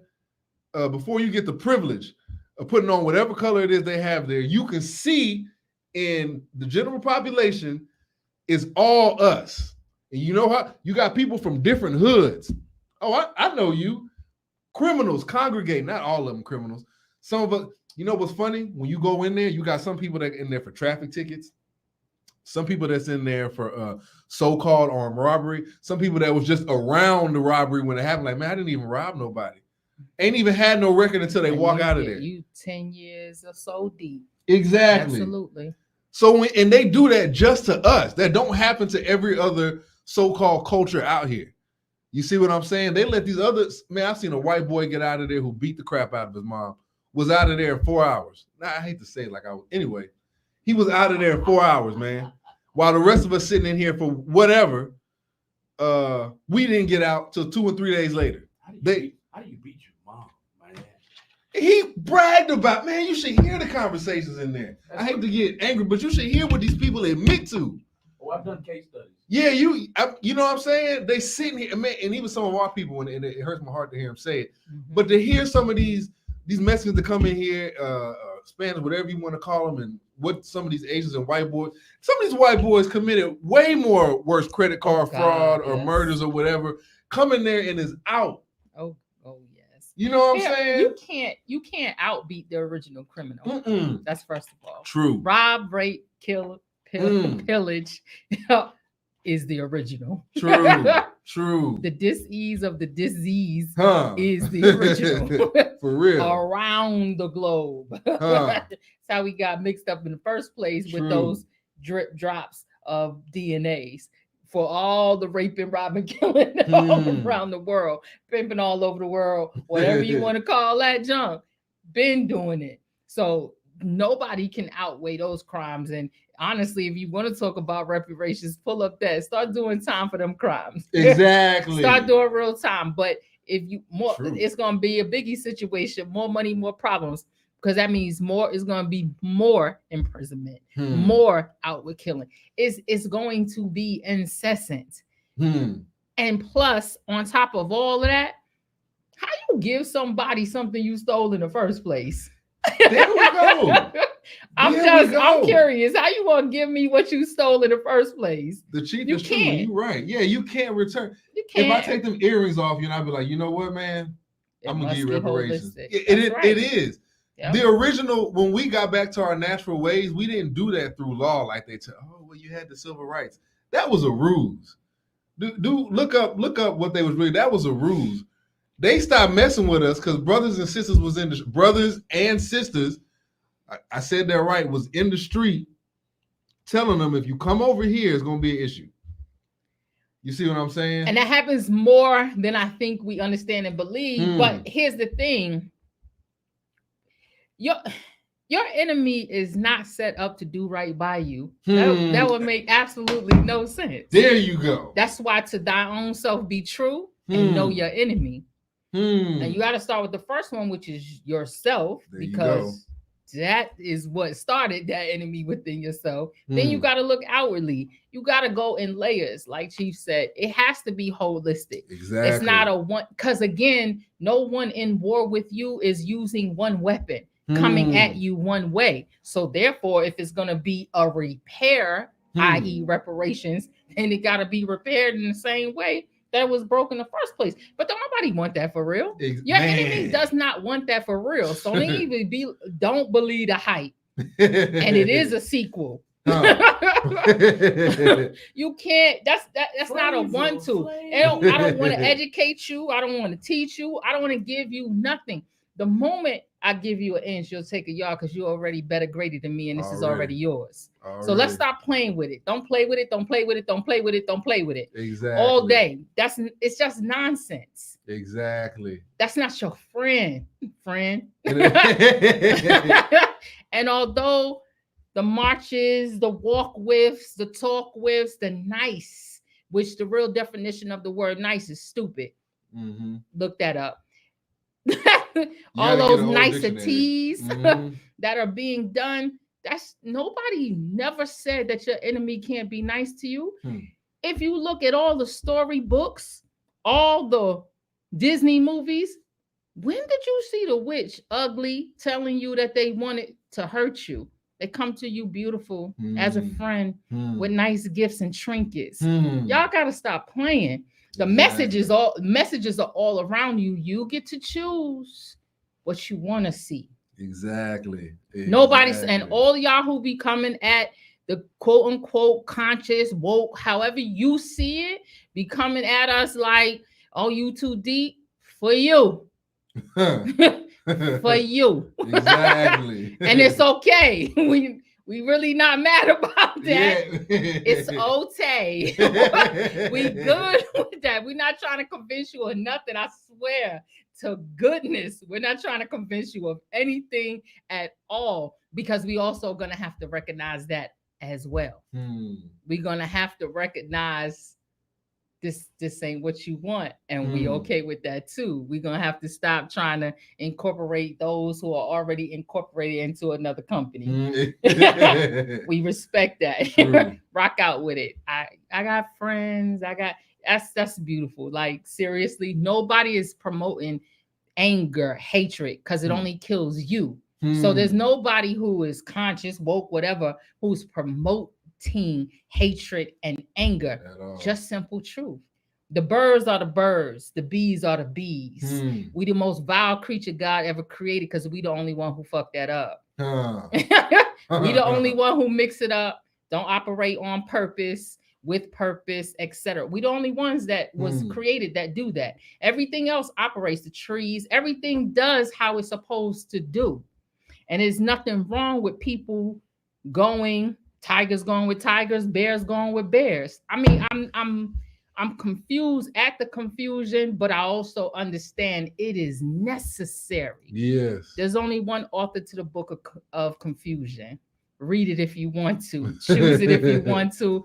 It's a whole library full of a lot of books. You get to choose. 6 million ways to die. Choose one. Yeah. That's my rap on the reparations. Exactly. I don't want nobody to represent me and give me rations. There we go. I'm good at representing myself. Exactly. That was the conversation right there. That was it. That's all I wanted. Like, because I've heard this before. Like, hey, how do we get reparations? She was like, yo, this is fake. You can't repay me for taking my people's land. You can't. And you can't give me something that belongs to me. By the sheer nature that I exist on this earth, I have power. I was given my power. Exactly. You can't give me that. And that's the same for folks of color, the hue man, the HUE, who keeps trying to teach the how man to be a man, to be a being. You could choose to do that if you want to, but understand that those are different people. No different than women. Feminism, fight, doing all these things. You can't give something to me that I'm already a woman. There's not anything that you could give me regarding that. And I'm not struggling with the power of that. The only thing that we need to fight for is injustice, because right is right and wrong is wrong. Exactly. But the fact that I'm a being who is powered and empowered, you can't another being give that to me. I got that. I own that. It's me. That's right. It's me. And if you don't own it, then that's a struggle internally. That's not externally. True. No boss, no job, no education. None of that's gonna give it to you. You still gonna be right where you are with all of that. We see it too often. Yeah. You got everything and nothing. And nothing at the same time. We see it too often. Same time. That's true. That's true. No, that's what accountability. I think before we even like we was just talking about, man. If you know, you know. That's right. And if you know, it's like, all right, there's nothing you can give me. And what you can give me, you're not willing to give me. I'm gonna have to use my power to take it. That's right. That's the only way. That's right. That's the right. only way. If you come for what belongs to me, it's gonna be. You don't want no problem with me. I'm just saying. Because this is mine. I own me. That's it. And if we have that universal mindset, if we realize that as a culture, or some, those of us who are, like you said, woke conscious, whatever term you want to use, if we understand that, I think we'll get back to where we at. Like the brother, like the chief was saying, we got to be holistic. Yep. There's my sister. Hey, Shakita. I love you. Yeah, we definitely got to be holistic, man. How you doing, Sister Shakita? That's your sister? Yep. That's my sister. I see Sutherland all through here. That's right. This Sutherland radio show. But yeah, we definitely got to be holistic, and we definitely got to stop falling for the stuff that they put in front of our faces. Oh, now this brother started bringing up godly. So hold on. Go ahead. Yeah. I'm sorry. So he is a native. Okay. So it's a lot that you would want to garner from this brother. I won't even dare disrespect his lineage and legacy in Tulsa, and everything that is and has occurred there is full on legacy. Man, you got to teach me some things, Chief. Yes. But to add on to what he said, I tell people out here, look into Acres Home. Look into Third Ward, the South Side. That was all us. Malcolm, you heard me say this a million times. I'm going with Acres Home because most of us know that. They called it Acres Home because you bought it per acre. That was an all black neighborhood. You can still see the farmland out there. Then they built the bridge through it. When I was I'm still young, but when I was younger, they dug up the water pipes and they wouldn't replace them. And that's how they kicked the old folks out. So they'd dig this big hole right in front of your house and leave it there. See, before you couldn't do that because them OGs would be like, yo, if you don't, that's how you had the shotgun. What happened? House. Yes, that those persons, that's them uncles, they died and stuff. But what happened to that same energy, that same walk, that same talk? I saw this personally, man. I don't speak from nothing I ain't seen or done or been around, right? And if I'm not speaking from that perspective, I'm gonna let you know. But I'm speaking from that perspective. They waited till they die out. I'm not gonna name any names of none of the mayors who live in that neighborhood. They waited until they died out. I know exactly how it happened. Go look up the last name DePriest over there. Go look up the last name Balboa. You know what I'm talking about. These are all streets named after us. These are families, not me personally. Yeah, I got but you. These are families. In Prairie View, there's a street, Martin. That's my family. So if I say I've seen it. Yep. So you go out there you go out there, what they did was the old heads wasn't taking it. That's right. The OGs wasn't, they like, nah, don't come over. There was a time when I was over there in Acres Home with Third Ward, you seen a white boy walking over there. he wasn't gonna make it out. Because you don't have no business over You here. have no business over here in our neighborhood.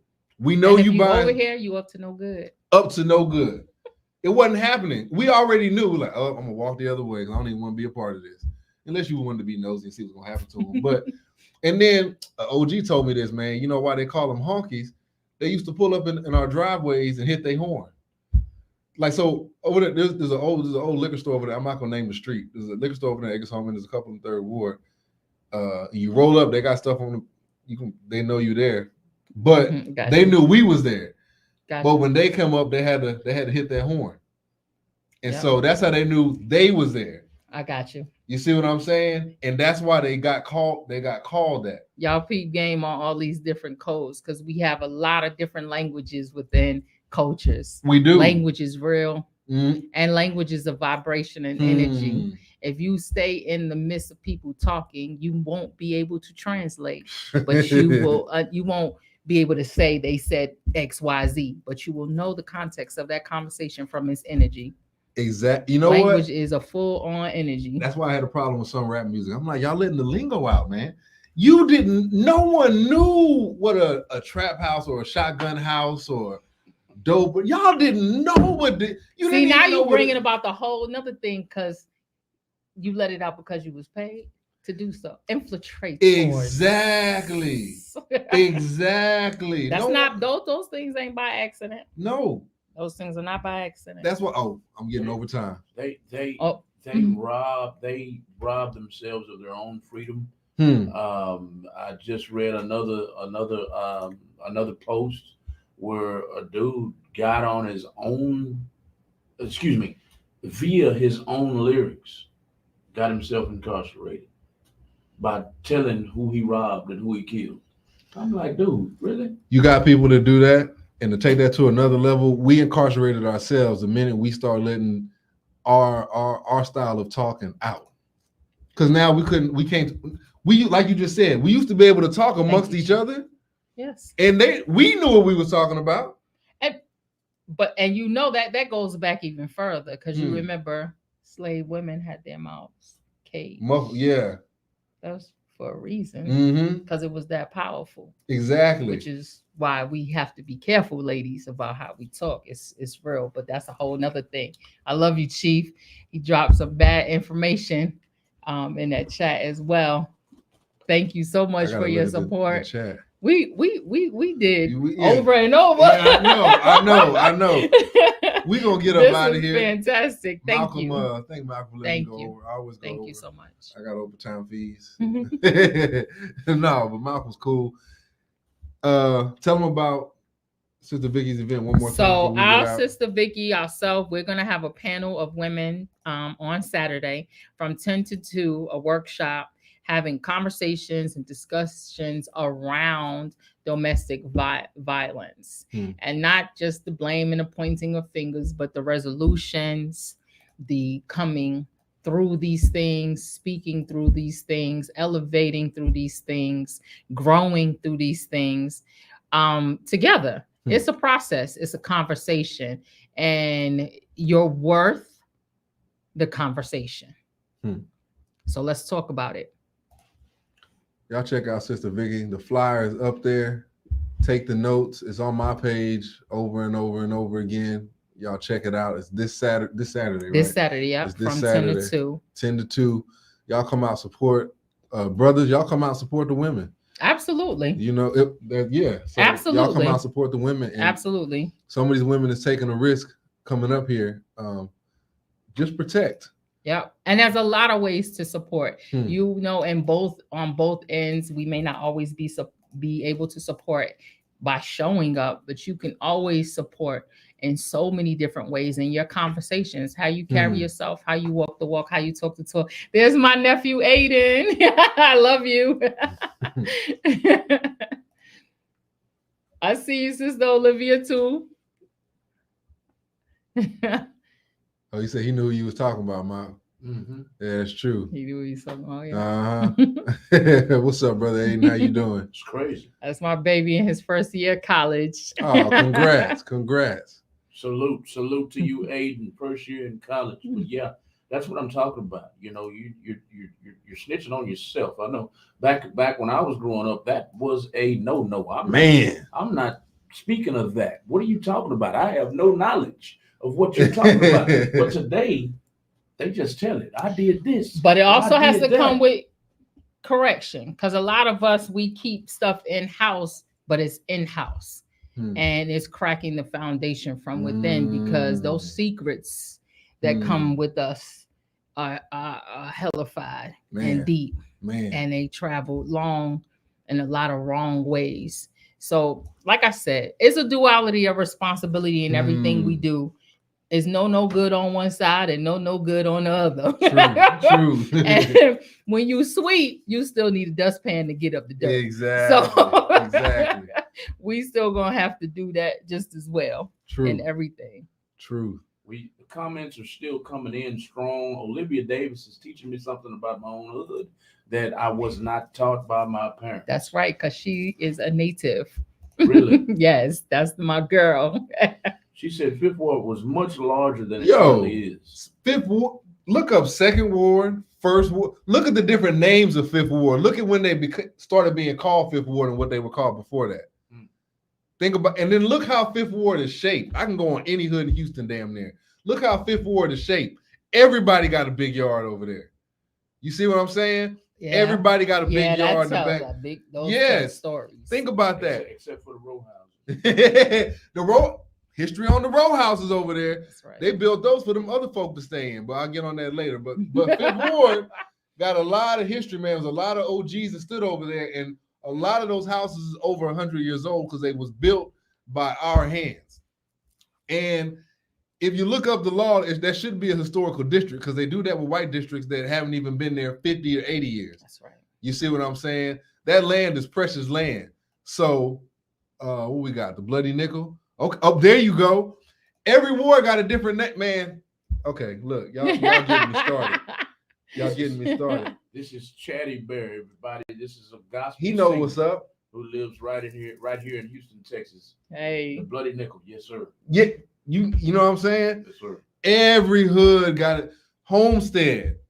Why is it called the Stead? Think about that. Give me South Park.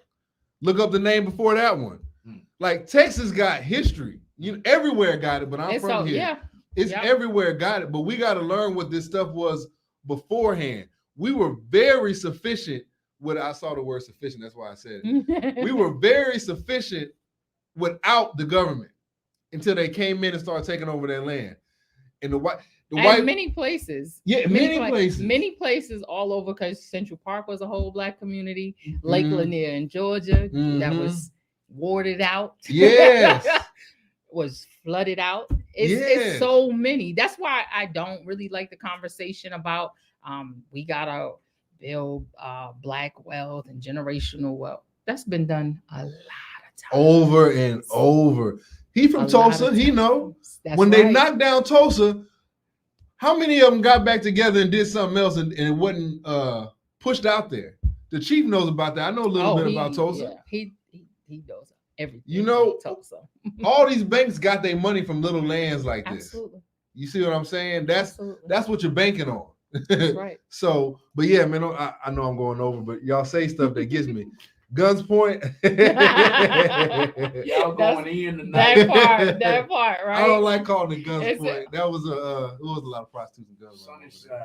Sunnyside. Oh my God. Sunnyside got okay. So that my sister, that queen right there, she gonna give you all of these. That's who showed me around everything. That is the Houston girl for sure. Sunnyside, you know what? She bringing it up because Sunnyside got a lot of houses out there, and I can't remember the name of the street, but you had streets out there that was just for farming, and they had stores on it. You had a certain place where you had the meats, where you would go and get the meats. People who grew vegetables. Same thing with Fifth Ward, though. All these places, man. Look up the names before, other than Guns Point and Bloody Nickel. Those were that's back in the 90s and the late 80s, early 90s. But look up in the 70s when what they was called and who was living over there. The bridge didn't even go through Acres Home, Fifth Ward, and all that before. That was all dirt road. Matter of fact, you can ride your horses from Acres Home to 5th Ward to 2nd Ward, and if you could have, there was a route you can go all the way to places like Sunnyside before they built 45 through there. You see what I'm saying? So yeah, so y'all stop acting like we ain't never had, never did. Yeah, for real. Because we always had, exactly, and always did. Always did. Replace that. New narratives.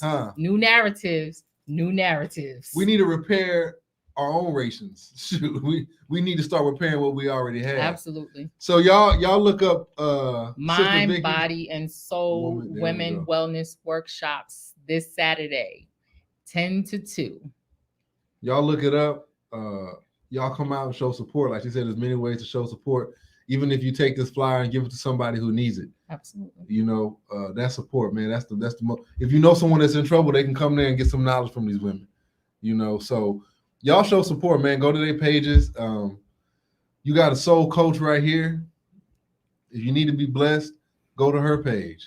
I'm not gonna put your number on blast. So hit her up.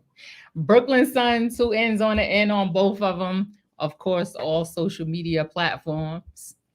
Put that on there real quick, Malcolm, if you don't mind. Oh, her name? Okay. Yeah, her Gmail is Brooklyn Sun. Yep. Okay, cool. BrooklynSun@gmail.com. Y'all look up the best soul coach in Houston from New York. And thank you, Houston, for being so warm and welcoming since the time I got here. It's just been a great experience. Oh, Freedmanstown. There we go. Okay, I got crunk. That's what you was looking at? Yes. That's the one you was looking Freedmanstown, for? that was down there in 3rd Ward. That's what it was. That's where we was at. Matter of fact, they're covering up the bricks over there. There's probably like one left. Yo, that's you had Chief, a lot of the historian in here. He is no joke. God, look at all that stuff he's mentioning. Butler's Crossing. I haven't heard about that one. I got to look that up. BrooklynSun@gmail.com. Yes. Yep. Thank you. Butler's Crossing. I've never heard of that. Tamina is where. That's in the Woodlands. That's where my what y'all call my homeboy? Baby boy. Baby boy. Baby boy. That's where baby boy. That's where baby boy stay. In Tamina, Texas. Tamina. Yeah. Oh, my bad. There's a. If y'all look up the Woodlands was created by a black man. Look up the history on that. See, even the white folks where they at, we created that. That was made by a black man. That was also our land out there. Woodlands. They can't survive without us. Think about that. Well, yeah, and y'all stop being surprised every time you heard a black man created this, a black man created that. Y'all know innovation comes from doing the work. Mm-hmm. Those that do the work, innovate. Those that don't, steal. 3rd World War Freedom. Exactly. So, okay, I'm gonna stop looking at the comments because y'all getting me triggered. I love it. Miss Victoria said the link for the event is in the chat. I didn't catch it, so if you could please repost the link, Miss Victoria Williams, that would help out a whole lot. But we're talking tonight about this flyer on the video right here. The Mind, Body, and Soul is the name of it. A woman's wellness workshop hosted by Williams Counseling and Play Therapy, PLLC, Saturday, September 16th, 10 a.m. to 2 p.m. at, I believe, 2500 TC Jester, I believe. East TC Jester, East TC Jester, Houston, Texas, 77008, first floor conference room. And these are all the speakers on the page. Vendors will be in the building. And I didn't know. That's the first time I saw your wife's name. Okay. Oh yeah. She'll be in the building too. So we're wanting you guys to come out, and the call of action is. The call of action is for basically a healing. It's about our wellness, ladies and gentlemen. When a woman is well, she changes her life and she changes the entire nation. A quote that I live by Coretta Scott King is a call to women, and she says, "Women, if the soul of the nation is to be changed, you must become its soul." That's what made me become a soul coach. And that's where I answer the call all day. This ain't no good black women out here. But y'all look up. I think she put the thing in there. I'm shaking. PM Queen A. I say. Chief says I say Queen. Y'all got me amped. I need to go rest. Same here. I love you. I appreciate y'all showing up. Y'all are amazing. Thank you, audience. Y'all are amazing. Thank you for the love and support for sure.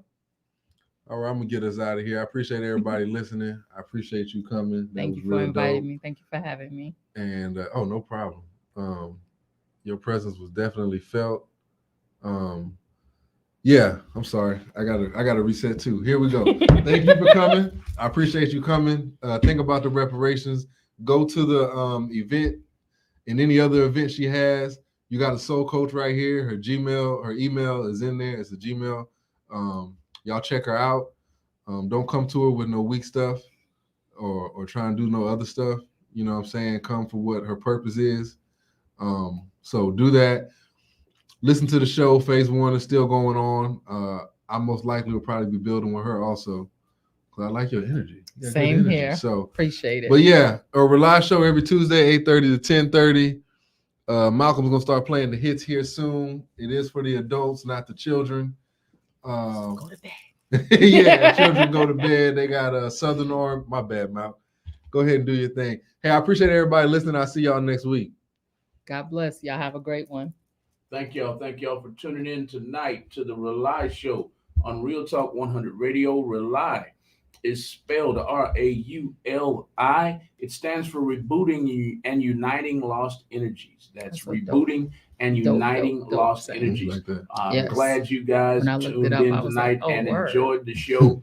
Please tune in, like Inyar said already, every Tuesday night from 8:30 to 10:30. And the shows are so fire, I can't turn it off. I don't know how your mainstream television stations, they have these mini series, and at the end of each hour, they just cut it off. I can't do it. I don't want to leave y'all in suspense. So that's why I allow the extra time. My goodness, we're 45 minutes over time, but regularly scheduled is from 8:30 to 10:30 every Tuesday night on Real Talk 100 Radio. Y'all can catch us live on YouTube, our YouTube channel at Real Talk 100 Radio, our Facebook channel at Real Talk 100 Radio, and on the radio. If you'd like that link, I'll give you the link, and I'll give you the link whenever you ask for it on command. We have had a great show tonight with Miss Brooklyn Sun.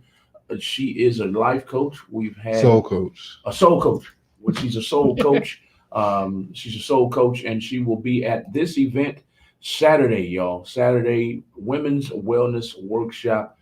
Plenty of speakers, vendors in the house, and the Attorney General will be in the building. Y'all come out for Women's Wellness, all ladies. Men, if you're into this, come on out too.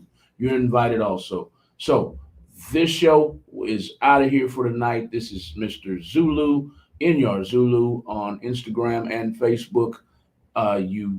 This is Miss Brooklyn Sun on the left. We've had a great show. If you're watching the replay, y'all can't see me. I'm talking. Y'all are listening to a ghost right now. There we go. If you are watching the replay, please put hashtag replay in the comments. We'd love to hear your thoughts on the subject tonight.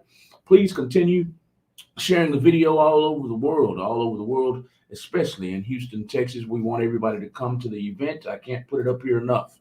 There it is again. There's the location. There's the date and the time from 10 a.m. to 2 p.m.